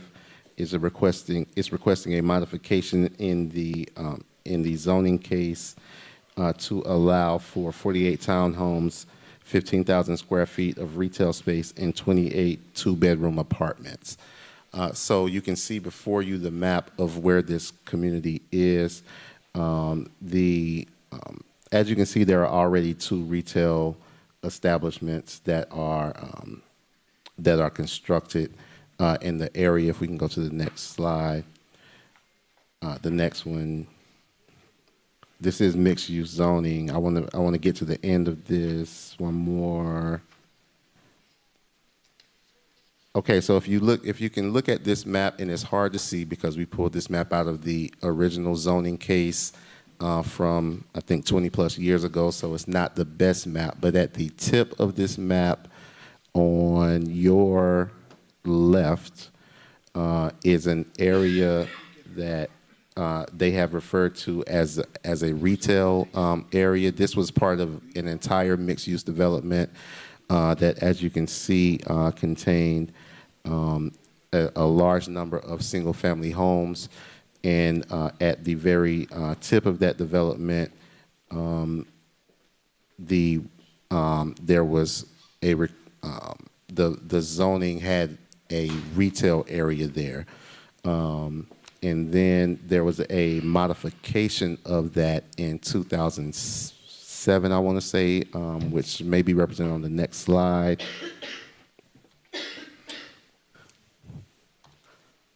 Oh, go back one. All right, so in 2007, this modification that you see before you, and this is also on the updated staff report that we just passed around, and should also be in your electronic packet. This was modified in 2007 to the site plan that you see before you, which, as you can see, has a child care center, a bank, I believe a drugstore, and another retail facility that would be on this site. So the original zoning case and the modification both represented this area of the development to be strictly retail. The current modification is requesting to allow for residential development in this part of the development. Staff's recommendation is denial. That recommendation is based on our land use map in that area and the density of the proposed development. I believe the highest density that we would allow is 12 units per acre. This request is seeking above 13 units per acre, so it's a little bit more dense than our comprehensive plan would allow under the character area designation, as well as the fact that it goes against the original zoning and the modification, which had planned for this area to be retail in nature. All right, thank you. I'm going to go ahead and open up the public hearing. I see the applicant coming forth. If you would please state your name. I think you know how this goes. You got 10 minutes. You may want to reserve some of the balance of your time. Make sure and tell us your address. Your time starts now. Got it. My name is Gary Cotto. Address is 755 South Cross Lane, Monroe, Georgia, and I'm representing Jeffrey T. as his agent, real estate agent. Do we have that presentation there? Awesome. All right. So, as they stated, we are looking to get the modification. It was previously zoned for the retail center. However, we do want to do mixed use, commercial and residential. That right there gives you an idea for our plan, where we'd have the residential in the back, commercial and condos in the front. And we want to clarify on that too. It says in there that we have 28 apartments. It's not apartments, it's 28 condos that we'll be having. So they will be for sale. They won't be apartments for rent. And with the next slide. We have 48 townhomes, 28 condos, clubhouse and pool. We're going to have approximately 16,000 square feet of retail restaurant space. And we want to talk also about the business opportunities this is going to create and the tax revenue for the city. We'll move on to the next slide. This is the elevation that we are proposing. This will be, if you're looking at this right here, you're looking at the front of our community. And as you see, this right here has the retail spaces on the bottom. We have plans to put 2 restaurants on the side. We already have some commitments if the project were to get approved. We have rooftops on top. The rooftops will be for the residents, and then the restaurant spaces will have outdoor eating on that 2nd story level. So again, we're trying to bring something very nice to the community, something very elegant. Let's move on over to the next slide. The plan is 48 townhomes. We're going to have 3 to 4 bed and 2.5 baths. We're going to be at 1,700 square feet roughly. Again, we're looking to put elegant finishes, open floor plans. Our starting price point is going to be between $340 to $350, depending on when we break ground and what the market is doing around then. But right now, we're pricing right around $340 to $350, starting price on the townhomes. Let's go on over to the next slide. These would be our luxury condos. We're looking to do 28 units, 2 bed, 2 baths. We have 1,100 square feet on them. They're going to be conveniently located on top of the retail spaces. Again, modern design, open floor plan. We'll be starting these at roughly $225 to $250 starting point. And we do also, that since they made mention about the land usage and us being a little bit too high on the per acre count, we did talk to our engineers and we can bring it down so that we do meet the requirements. That would not be an issue for us. This is the design of the rooftop. We have rooftop for the residents, second story dining for the restaurants. That will be our clubhouse and pool design. So again, something very beautiful, very modern, something that's gonna bring value to the community. And again, talking about that small business opportunities, we just wanna emphasize on how important it is to have new retail space and more population in our vicinity. 67 cents of each dollar spent at small businesses stay within the community. 44% of each dollar spent goes to small business owner. 25 cents of each dollar is reinvested into local businesses. 50% of each dollar spent by small businesses owner on local vendors, and 20% is spent locally by the owner and their employees.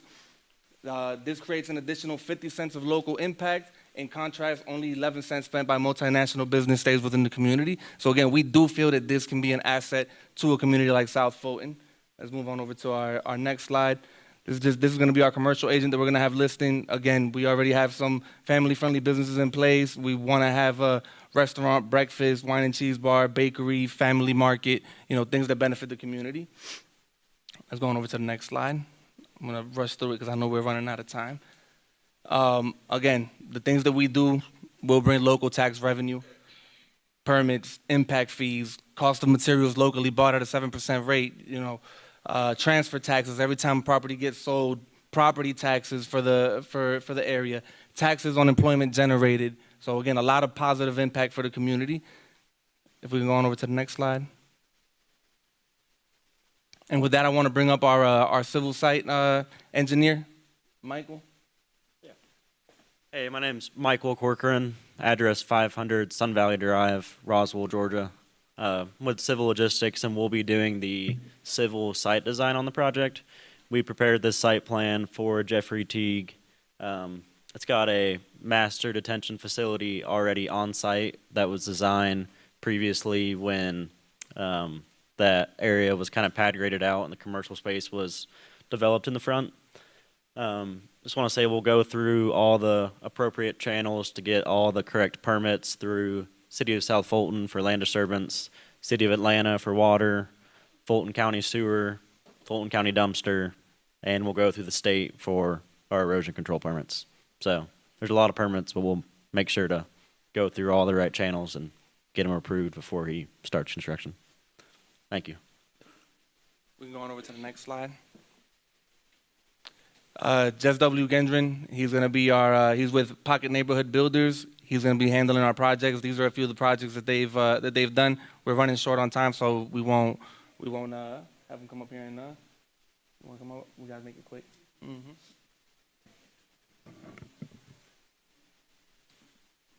Hello, how you all doing? My name is Jess Gendron.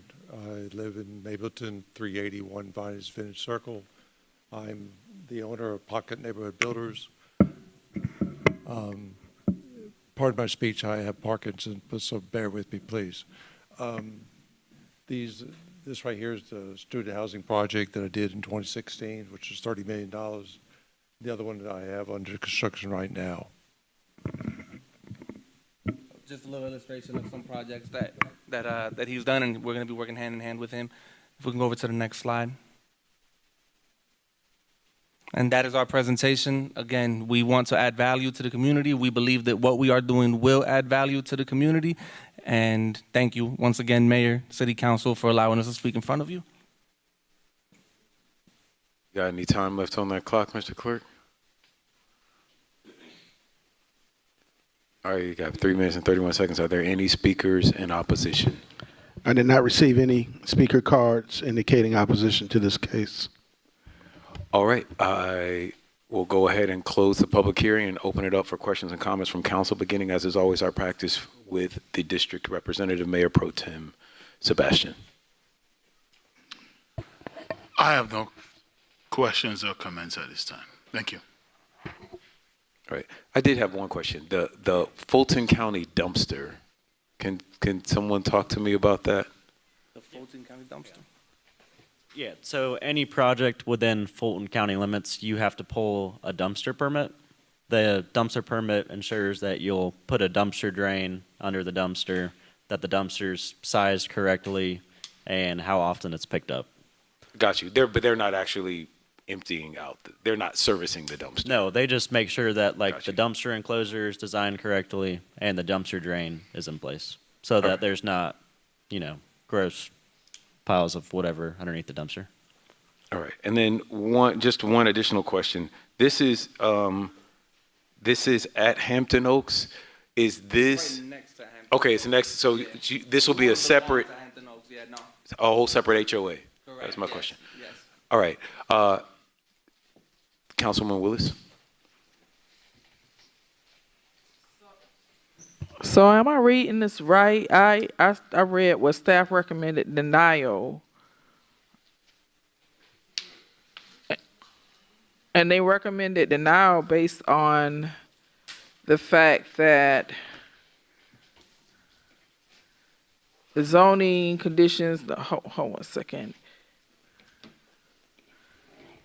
Jeffrey, modification for subdivision Hampton Oaks to modify zoning conditions approved on the petition to allow for 48 townhomes, square feet, 28 two-bedrooms. Staff recommends denial.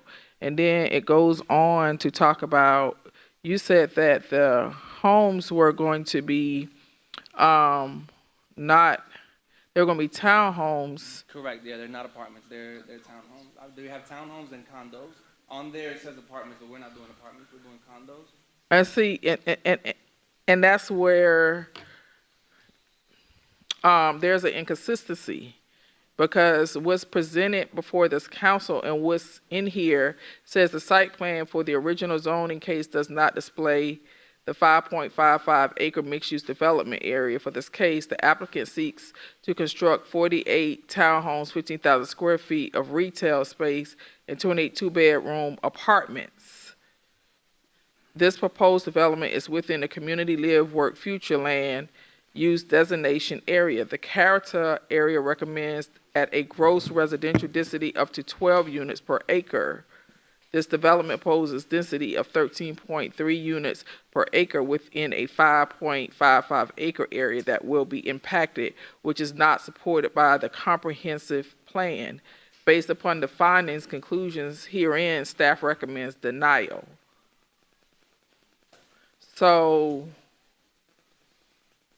they recommended denial based on the density. Those reasons and the density. Did you make any type of provisions?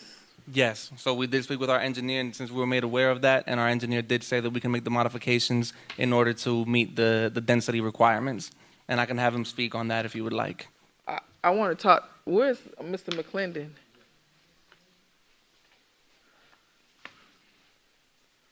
So if he goes back and make those modifications that he's recommended, would this still be a denial?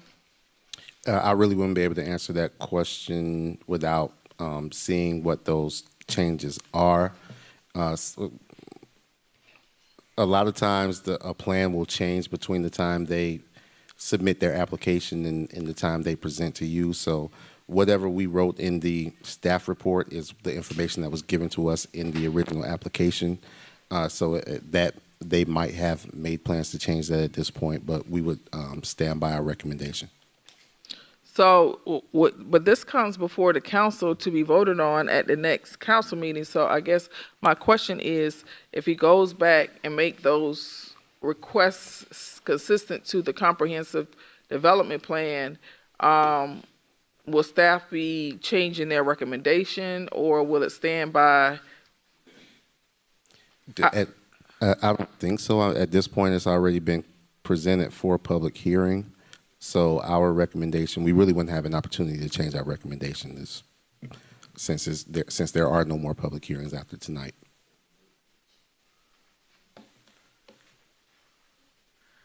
Okay, thank you. All right, thank you so much. We will be making our decision on October 24th. Mr. Clerk, please call the next item. Thank you. That brings us to executive session if necessary. Oh, wait, I'm sorry. We did. I don't think we. We deferred. Okay, we deferred L. We deferred it. Yeah. I'm going to ask if we could adjourn this hearing. We are about an hour and a half behind. If we could adjourn this hearing and just go right into the regular meeting. I move to adjourn the alcohol and zoning public hearing. Second. It's been properly moved and seconded. We'll take this vote by a show of hands. Court, that motion approved unanimously. We are adjourned at 8:22 p.m. All right. I call to order the regularly scheduled meeting of South Fulton City Council. We are here live at Welcome All Park, 4255 Will Lee Road, 30349. Our apologies for our dilatory start, but we are going to zip right through this short agenda. Mr. Clerk, please call the vote. Call the roll. It's a roll call for the regular meeting of the City of South Fulton City Council, 7 p.m. The Honorable Catherine F. Ryle, District 1. Present. The Honorable Carmelita Gums, District 2. Present. The Honorable Helen Z. Willis, District 3. Present. The Honorable J.C. Sebastian, District 4. The Honorable Keosha B. Bell, District 5. Present. The Honorable Natasha Williams Brown, District 6. Present. And the Honorable Linda B. Pritchett, District 7. Here. And the Honorable Mayor Khalid. Present. Mr. Mayor, you have a quorum. All right, please sound to the next item. That brings us to invocation with Chaplain Joyce Armster.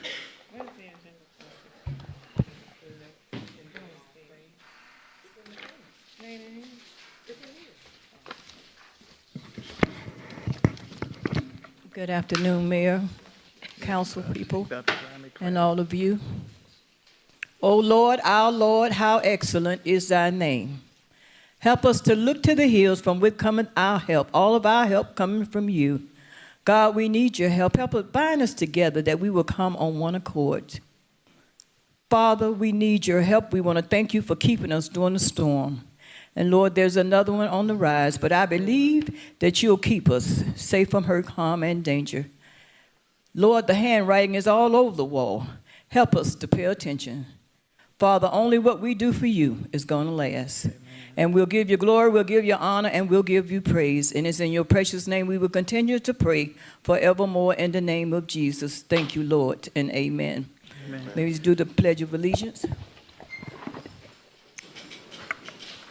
I pledge allegiance to the flag of the United States of America and to the republic for which it stands, one nation, under God, indivisible, and liberty and justice for all. All right, thank you. Mr. Clerk, please sound the next item. Mr. Mayor, I'd just like to remind members of council to switch over in the civic clerk system. That brings us to approval of city council meeting minutes. Regular meeting minutes from September 24th, 2024. Work session minutes, September 24th, 2024. And alcohol and zoning public hearing minutes, September 24th, 2024. I'll entertain a motion. I move that we approve the minutes as sounded by the clerk. Second. All right, it's been properly moved and seconded. Any discussion? Seeing and hearing none, I'm going to take this vote by a show of hands. Court, that motion approved 6-0. All right. Please sound the next item. Brings us to adoption of the council agenda. And I did submit to you in your packages. We do have a couple of additions to tonight's agenda. We have the first read, request council approval of TA 24-002, an ordinance to amend the City of South Fulton zoning ordinance as amended for the purpose of adding regulations related to commercial parking spaces. This is added by Mayor Pro Tem Sebastian. We also have four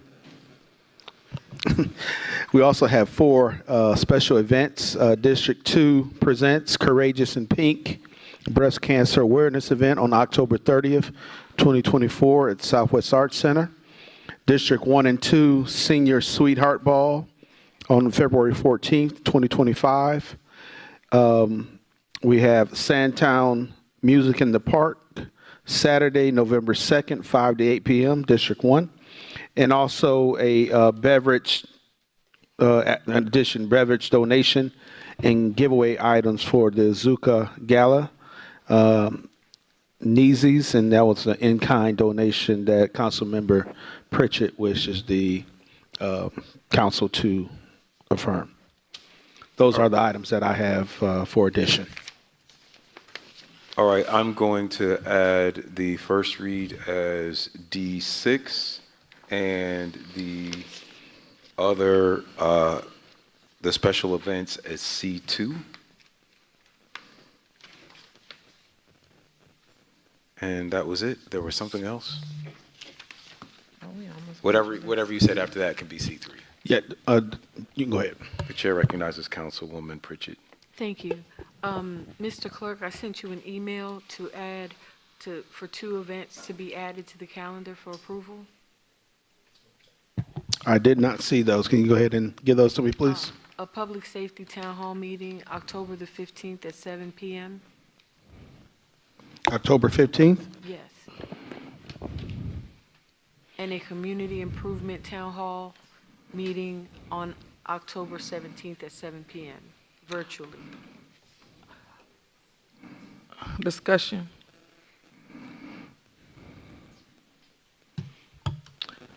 All right. Thank you. The chair recognizes Councilwoman Willis. I just want to bring it to the attention that there is already a town hall meeting scheduled for October 15th at Walkmore Park, the Sizemore Group.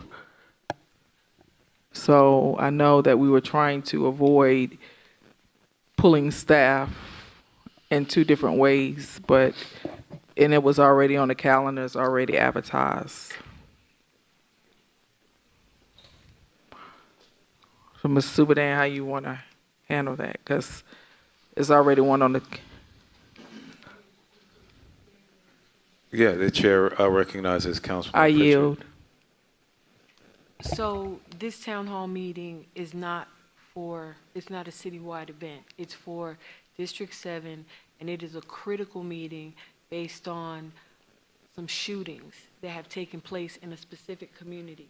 And this is something that I have discussed with Chief Meadows and ongoing critical safety issues that we have in a particular community that we'd like to address. And we've been trying to get a date scheduled for this. So I don't think that this would not interfere because of the fact that it's not pulling any of the staff that I would anticipate are going to be involved in the meeting that Councilwoman Willis just spoke of.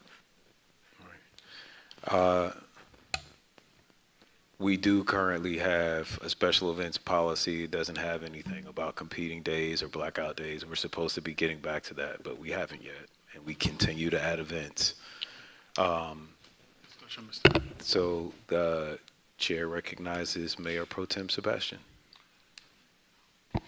I just want to make sure that we add the District 4 meeting with the Sizemore Group on 10/24. I think staff agreed with us just today. So 10/24, as Assistant City Manager Davis spoke to her today. So 10/24, we're still on with the Sizemore Group, correct? Isn't that our council meeting? No, this should be a Thursday, shouldn't it?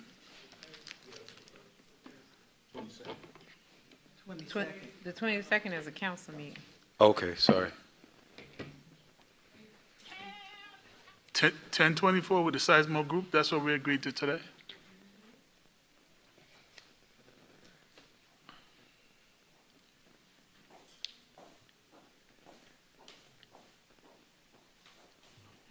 Yes, Mayor Pro Tem, we are using that date for the replacement of the 29th due to a meeting conflict that you may have on the 29th. However, we're still waiting to confirm the location, so we should know something by tomorrow. So that's the date we're holding for your District 4 Sizemore Group meeting. So the previous location was not available? We're confirming it. Okay. We So wanna I make would sure suggest before we we just publicize. hold the date and work on the Yes. location afterwards, but I just want to make sure we do it on that date. Yes, sir. Okay, so Thank Mr. Mayor would want to add that for,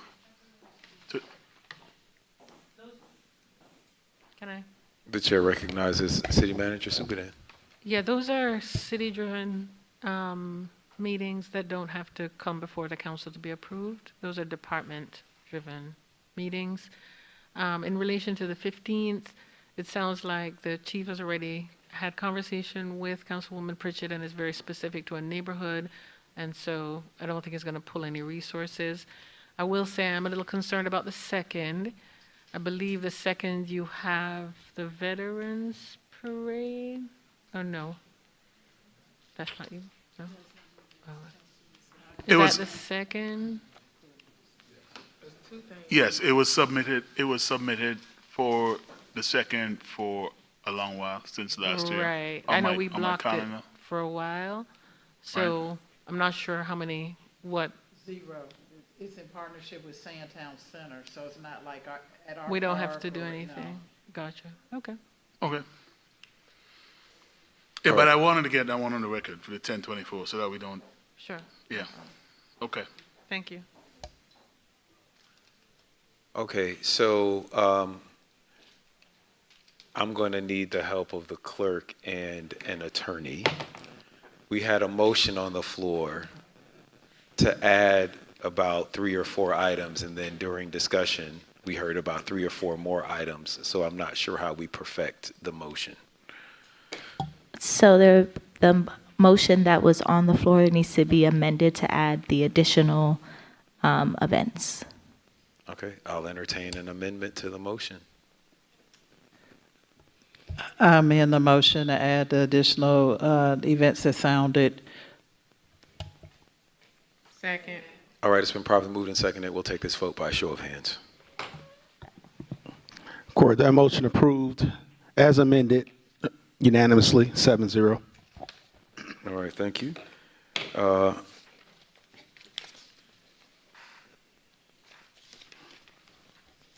For the record, that was the adoption of the agenda as amended. Okay.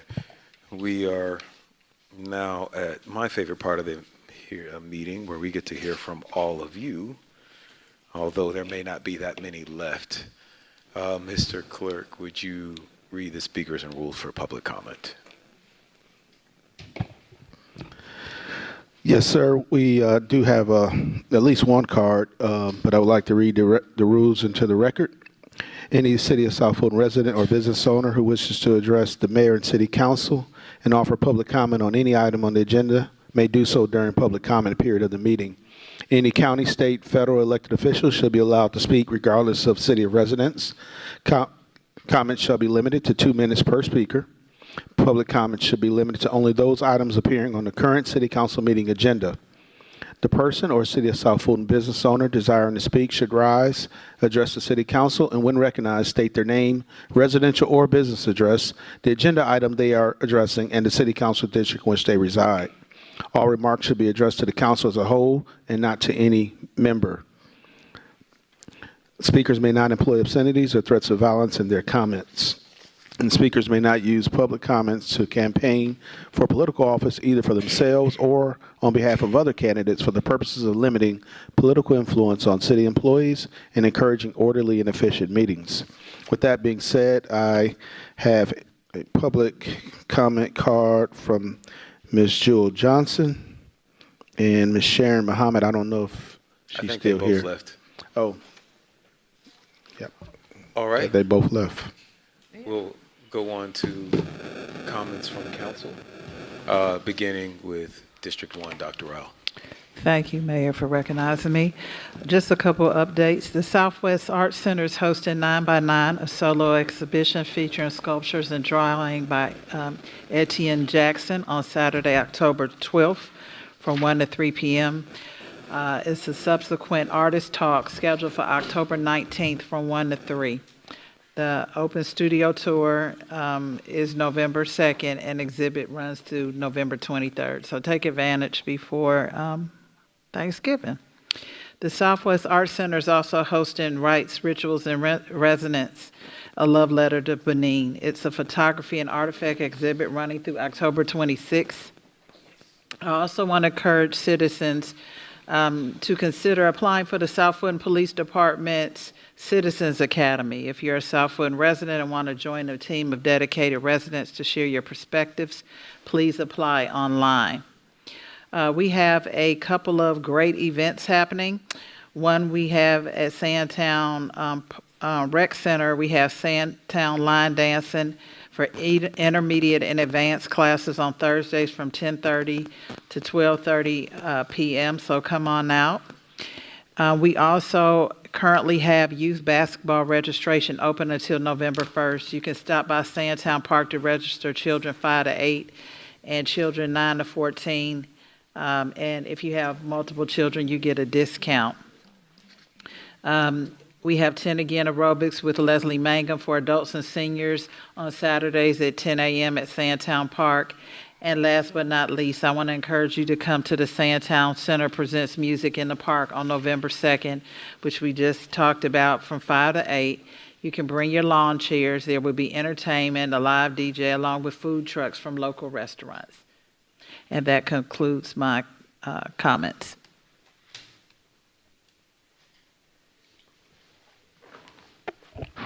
Oh my goodness. If you would indulge me for 1 second. Okay. Soul Food Lifestyle had a reception last week, and they highlighted the best of, in the various categories, businesses, attorneys, and best cities. And the city of South Fulton actually was selected as best city. And we had this beautiful award that I was there to receive on behalf of the city. So I just wanted to show that off to everybody. And I'm going to give it to the city manager to display in City Hall. Thanks to Soul Food Lifestyle magazine for recognizing the work that we've been all engaged in.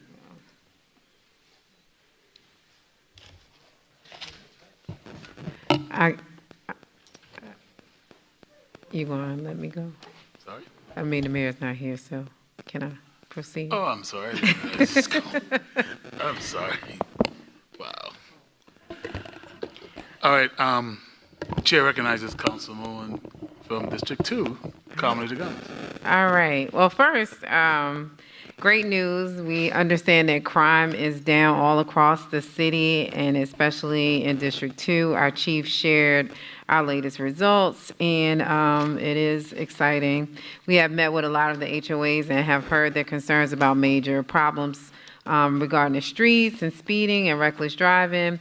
We have partnered with South Fulton Police, and they are now actively patrolling and enforcing traffic regulations in certain areas. So be mindful of your speeding if you don't want to get a ticket, but there are a lot of areas that our officers are out and actively patrolling. We are all working on a comprehensive plan in reference to traffic. Also, too, October is Breast Cancer Awareness Month, and as you heard, we are going to be recognizing some of our courageous warriors that are going through breast cancer. We will honor also the beautiful survivors as well. Since our last event last year, 2 of the ladies that were honored have lost their battle with cancer. So again, we want to make sure that we recognize them and really just kind of promote just breast cancer awareness.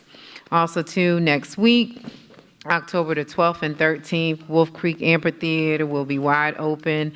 We will have concerts on both days. One will be on Saturday, the So-So Def R&B reunion, where a lot of the artists and Jermaine Dupri will be there. So that will be a fun time. And then also, too, on Sunday, we will have the Jam for Justice. This is a nonpartisan event. However, we will be there enjoying and getting people, encouraging them to get to the polls and vote on November the 5th. Also, too, want to let you know, I'll know if you all are interested in finding out what's happening with Cliftondale Community Club and the park. Parks and Recreation will be at the Cliftondale Community Club meeting on October the 14th to provide updates on the park master plan and any upgrades that we are looking forward to seeing. Also, too, last Monday, Jardine Spears in his autism golf tournament brought out so many powerful elected officials from all across our counties here in the metro area. They came out for a great cause, and I was able to come out and give opening remarks at the Wolf Creek Golf Club. And then also, too, I understand that I was honored as the 2024 Humanitarian Award for doing great things in the city of South Fulton. Unfortunately, I wasn't there to get the award, but my two colleagues beside me actually accepted the award on my behalf. So I wanted to take an opportunity to say thank you and the kind words. I did actually hear all of the great things you all said. So other than that, if you are looking to find any other information about what's happening in District 2, please make sure you continue to follow me on social media at I am Carmelita Gumbs on IG. You can also find me at Councilwoman Carmelita Gumbs on Facebook, and I also have a website at Councilwoman Carmelita Gumbs. Thank you, and hopefully we'll be out of here soon.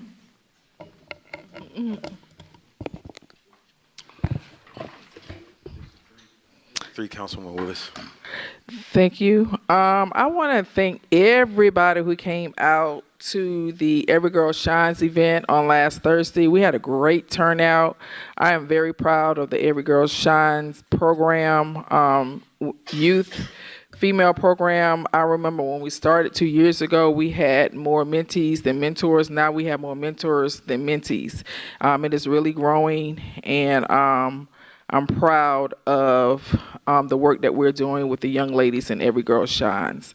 Thank you to Carissa Jones, the founder, for partnering with our Parks and Recreation program and me to make sure that we are uplifting young women, youth.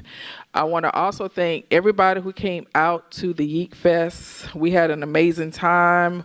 At the peak, we had over 500 people in this park. And I want to thank CeeLo Green, Sammy Sam, Kilo Ali, Dungeon Family, representatives for participating and gracing us with their talents. And we got an opportunity to bestow a proclamation to Rico Wade's sons, and his in-laws live in my district, so they were there as well. So it was just a great time. It puts me in mind of House in the Park, except we Yeek in the Park here in South Fulton, and I'm looking forward to making it a even better event next year. We never announce who's coming. If you come, you never know who may come. Last year was Farnsworth Bentley and Devon Stevens. So this year it was Kilo and CeeLo Green. I want to remind everyone that Faith in Blue will be this Friday at Siloam Church in District 3 at 4 p.m. So please come out and support our law enforcement community for Faith in Blue at Siloam Church International. On October 26th, we will have our annual trunk or treat here at Walker Park. That's always a great time. Well attended, so we're encouraging everybody to come out and reserve their space so that they can trunk and treat with the kids. It will be a carnival, and it's in partnership with police, fire, and code enforcement, and myself. So please come out. We always have a good time, and we do give prizes for the costume contest. We also, here in District 3, will have Food Truck Friday on October 18th from 1 to 5. It will be at Siloam Church International. We will have a plethora of food trucks, so come out and patronize the local food trucks. Okay. November 22nd will be our annual holiday giveaway. So I'm working closely with Dr. Cooper, and we'll have the information out for you to reserve. And it will only be for City of South Fulton residents. That is Friday, November 22nd. And on December 23rd, we'll have the flyer out pretty soon. We will have our Christmas extravaganza with Ben Crump and friends. And you never know who those friends are going to be. So all I can tell you is reserve a spot. And on October 15th, make sure that if you live in District 3, or not only if you live in the surrounding area, it doesn't matter. Come out and help us do some urban planning for the Red Oak Historic District. We will have Sizemore at Siloam Church International, and we will have the meeting about the urban planning for the Red Oak Historic District. So come out and help us do some urban planning. If you're not getting my newsletters, please send me an email at helen.willis@cityofsouthfultonga.gov. And thank you all for all your support. I'm getting a lot of texts and emails thanking me, and I want to say thank you for putting me in the position to serve. Thank you. All right, District 4, Mayor Pro Tem Sebastian. Thank you, Mr. Mayor. Good evening again, everyone. I just want to start by saying thank you to State Representative Lydia Glaze and EMC Coeda for partnering with me to provide some needed clear book bags to one of the schools in District 4. It's always great when you can call on other elected officials to join you in supporting the kids in our respective districts. So again, thank you much to Representative Lydia Glaze for her continued partnership. I want to mention coming up on the 19th of October at Wilkerson Mill Park from 2:30 until, we're going to go until about 7:30, 8 o'clock. It's going to be the biggest international fest around these here parts. I'm getting a little scared that we might be outgrowing the park. But thank you, Councilmember Pritchett, for the suggestion for me to have an international fair. And I did not want to start in Wolf Creek, because I think we need to build and grow. So I'm looking forward to it, and I'm asking everyone who is available. We have a long enough window. I know there's a lot of stuff going on, but come out, meet some people, see some culture, hear some music of a difference, steel band music and the other music. We're going to have some great singers coming along. We have one Asian group that's going to sing and going to dance. We also have what we're calling the display of cultural wear, where some of the sisters are going to be adorned in these really fancy dresses. That is going to be something to behold. So if nothing else, and you want to come by and see that, I think the window for that one is 5 to 6 o'clock. So again, at Wilkerson Mill Park on Saturday the 19th of October, starting at 2:30 p.m. sharp. Also coming up again in District 4, you guys heard me mention about the meeting with Sizemore Group for the urban planning exercise for District 4, location to be confirmed, and you will find that information in my newsletter. November 2nd, we're going to have our Veterans Parade, and planning some event after that. We're not doing the chili cook-off this year, but we'll have some sort of barbecue after that. Also on November 16th, we have our Recycle and Shredding Day in District 4, and that's going to be located at Cedar Grove Park in District 4. And over into December, look out for the Christmas tree lighting that happens every year in December. I believe this time it's going to be on a weeknight. I have to check the date, but I'll announce more about that one later. So thank you all again for your support, and sign up for my newsletter, JC Sebastian at cityofsouthfultonga.gov. Thank you all. All right, thank you. District 5, Councilwoman Bell. All right, good evening, everyone. Just want to say congratulations again to our award-winning Workforce Academy. We held the graduation for over 20 students who have successfully completed the electrician program at Burdette Park. So we did our graduation on Tuesday, October the 1st. Thank you to the community residents who came out in support of our graduates. Again, we graduated well over 20 students, so they are on their way to do some repairs in our homes and in our buildings and just make a career and be self-sufficient for themselves and their families. So shout out to our Parks and Recreation directors and each and every person at Burdette Park who helps to make the Workforce Academy what it is today, which is award-winning for the state of Georgia. As we gear up for one of our events, again, as a reminder, the basketball clinic, last day to register was actually Friday. We have extended it until Wednesday, tomorrow. The basketball clinic will be held at Burdette Park on Sunday, October the 20th, from 2 p.m. to 5 p.m.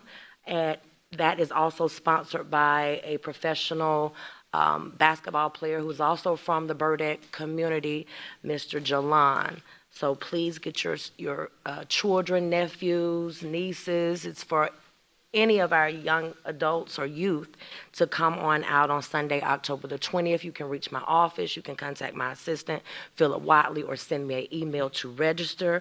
And again, registration will close tomorrow at 12 noon. As we gear up for the holiday season, if you've received the 4th edition or a part of our newsletter, then you received a bit of information regarding our Carbon Memories turkey giveaway, where we will be providing over 1,000 turkeys to residents within the full city of South Fulton. This is not specifically for my district. This is for all of our families and our complete community in the city of South Fulton. There will be more information coming out soon in regards to this, and you must register online. I will repeat that. You must register online. If you are unable to make the turkey drive, which is scheduled for November the 23rd, you can contact myself or my office, and we will make sure that you receive a turkey, fresh produce, canned goods, and more. We want to make sure that we're providing the need and food insecurities and doing whatever we can for our residents within the city of South Fulton. So please feel free to reach out to me directly or my assistant, Philip Watley. And again, we are on our 4th edition of the Bill Report, our monthly newsletter. If you are not receiving that, I don't know where you've been, but nevertheless, feel free to send me your email address to kiosha.bill@cityofsouthfultonga.gov, or feel free to text live 5 to 55444. Thank you so much, and y'all have a wonderful evening.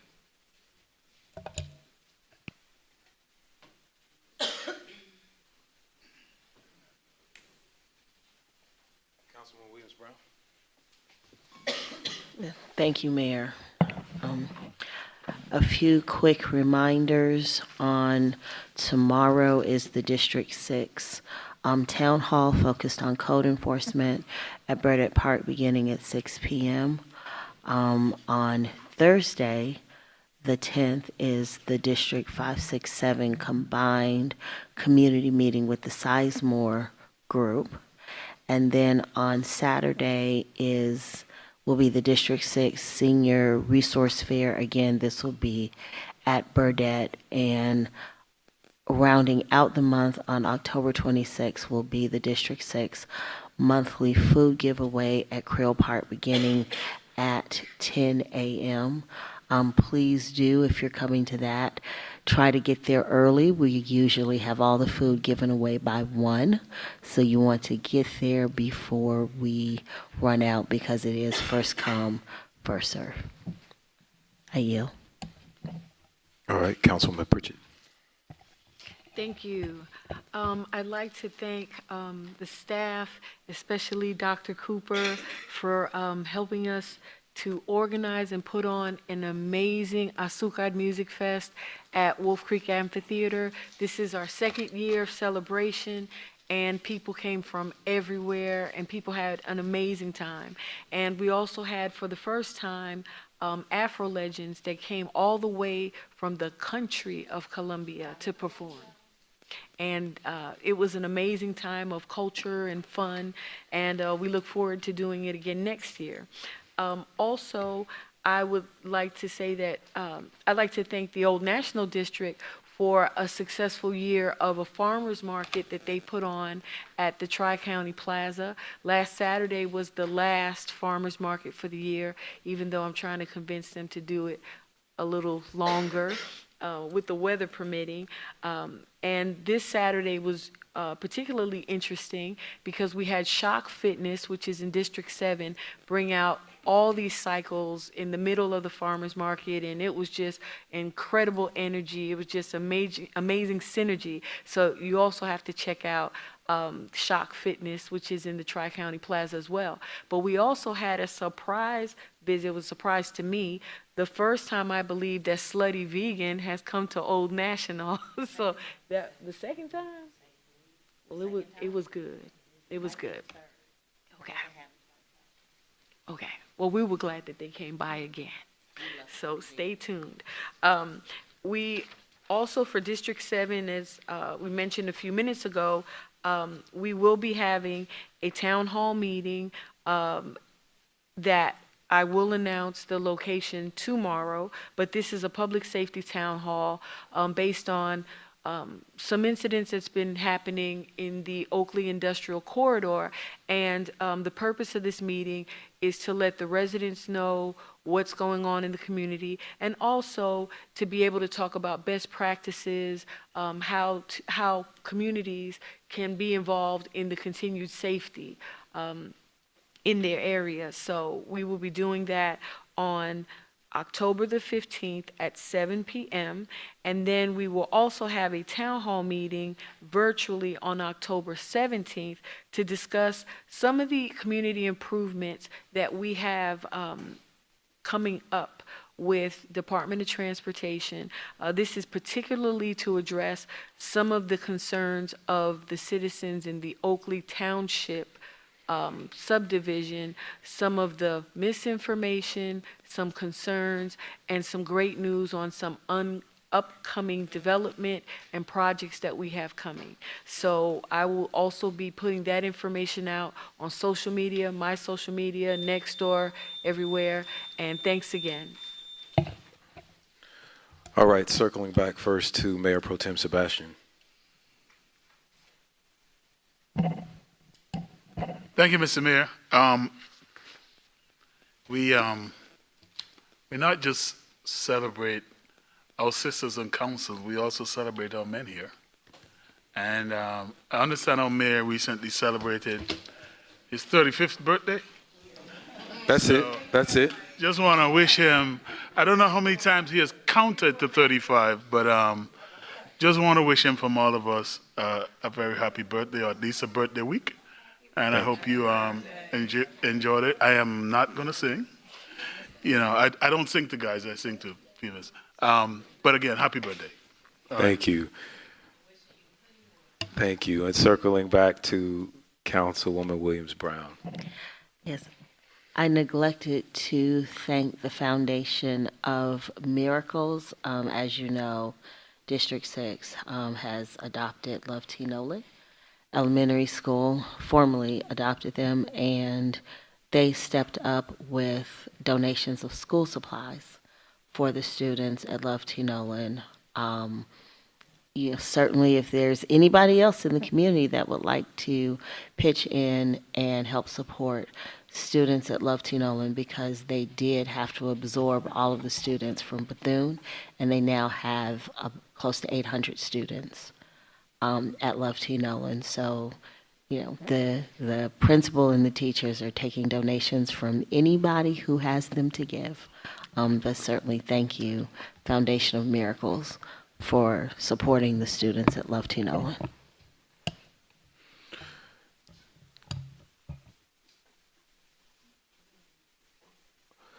All right. Ladies and gentlemen, those have been your announcements. You can find You can scan that QR code or text the word news to 55444 to find out information about them and more. You can also follow me and the First Dog and all of our ventures. Those are our social medias on Instagram, Facebook, TikTok. Actually, Zion's not on Facebook. He said that's for old people. But I'm on there, so because I'm old. So yes, you can follow us there. Thank you all so much. These are your announcements. Please govern yourselves accordingly. South Fulton forever. Mr. Clerk, please sound the next item. Brings us to Roman numeral 8, consent agenda. There's one item, confirmation of the proclamations for spreading on the minutes. The chair will entertain a motion. I move to approve the consent agenda. It's been properly moved and seconded. I'll take that vote by a show of hands. Record that motion approved unanimously, 7-0. All right, please sound the next item. Brings us to agenda items, Roman numeral 9. First item is procurement and contracts, request to purchase South Fulton Police Department fleet outfitting services and equipment from Dana Safety Supplies in the amount of $400,280. This will be purchased out of the Traffic Camera Fund 212. The chair will entertain a motion. I'd like to make a motion to approve item to request to purchase for South Fulton Police Department fleet outfitting services and equipment for Dana Safety Supplies in an amount of $400,280. That fund will be coming out of the Traffic Camera Fund. I would also like to request approval to enter into an agreement with the Flock Safety for 30 new LPR cameras in the amount of $100,500. First yearly only, that will be coming out of the Traffic Fund Camera Fund number 212.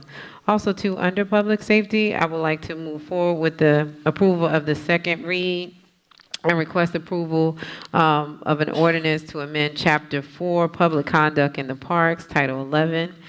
And also, item number 2, under Public Safety, is the second read and request council's approval of an ordinance to replace Chapter 1, Sexually Oriented Businesses, Title 12, License, Permit, and Business Regulations under the code.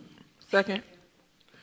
All right, it's been moved and seconded. I do just want to check with the attorneys. We're doing contracts and ordinances. Is that okay for us to do all that in one motion? As long as it's clear what you're moving on and deciding, and then the orders have to be second read, so they're final action items. All right. The chair recognizes Councilwoman Williams-Brown. Oh, okay. Ready to vote. Yeah, I am too. Let's vote.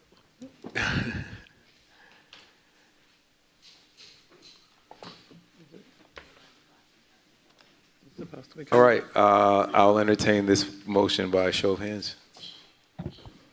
Record that motion approved, 7-0. Items A1, A2, B1, and B2. All right. Please sound the next item. It brings us to letter C under administration, C1. Request council authorization of a resolution to approve a lease of 33,123 square feet of warehouse space located at 6095 Boat Rock Boulevard with Reisman Properties LLP for a term of 36 months. The lease commencement date is December 1, 2024, and will expire on November 30th, 2027. The initial fixed minimum rent is $6.95 per square foot for a total of $19,183.73 per month, which escalates at 4% annually thereafter. The total lease amount for the 3-year period is $718,768.80. The source of funding is the general fund. The chair will entertain a motion. I move that we approve the measure as sounded by the clerk. It's been properly moved and seconded. Any discussion? Chair, seeing and hearing none, I'll take this vote by show of hands. Record that motion approved unanimously, 7-0. All right, please sound the next item. That brings us to item C2. This requests council approval of a zoning resolution case CDP-004, resolution by Councilmember Sebastian to amend the City of South Fulton future land use map to redesignate the properties located at 7565 City of South Fulton Planning Commission. I'm sorry, that shouldn't be in there. 7665 Bishop Road, 7460, 7490, and 7500 Herndon Road for rural neighborhood character area to the industrial character area. The properties collectively are about 78.3 acres. The case is related to Z24-002, located in District 4. Staff recommendations approval conditional. Planning Commission recommendations approval with staff conditions. All right, the chair will entertain a motion. I moved.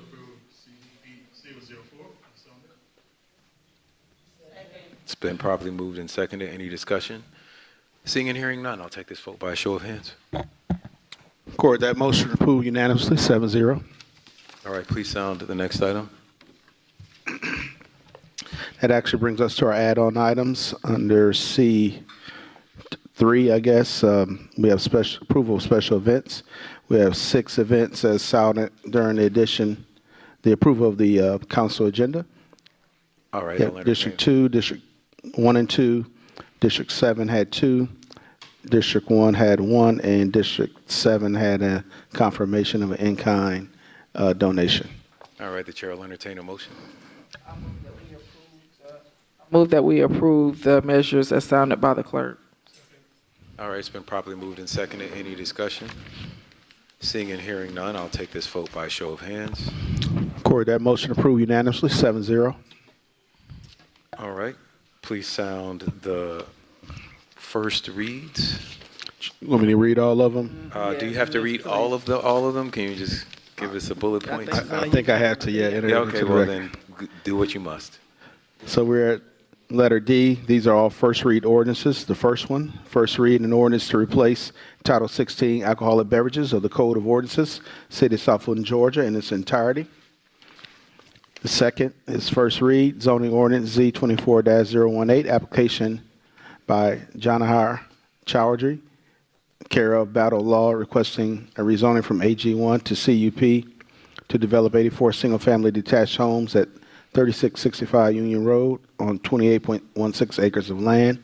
It's located in District 2. Second, the third first read is zoning ordinance case Z24-016, application by Grand Communities LLC, care of Battle Law, requesting a rezoning from R3 to CUP at 0 High Point Trail and 0 High Point Trail, and rear to develop 38 single-family detached homes along a concurrent variance to reduce the buffer requirement along with the western boundary of the development on 19.7 acres.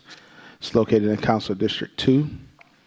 The fourth is first read zoning ordinance case Z24-020, CV24-006, CDP-007, application by Stephen Rothman, care of Marvin Arrington, requesting a rezone from AG1 to TR at 0 Welcome All Road to construct 92 townhomes.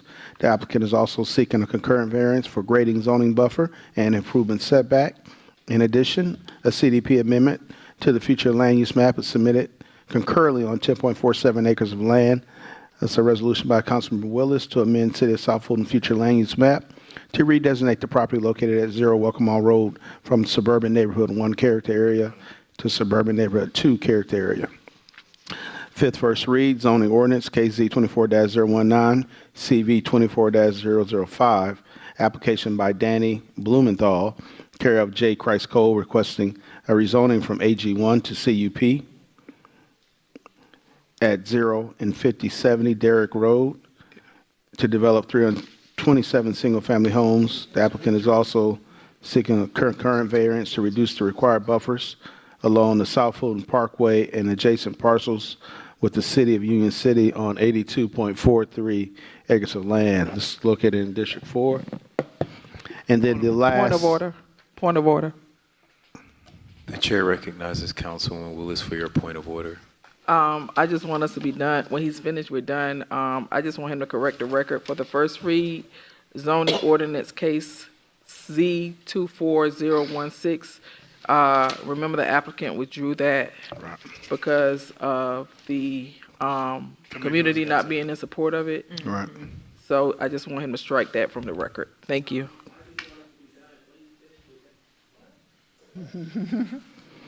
So we are withdrawing number 5 from the agenda Case, based on the action at the 6 o'clock meeting. yeah, case Z24016.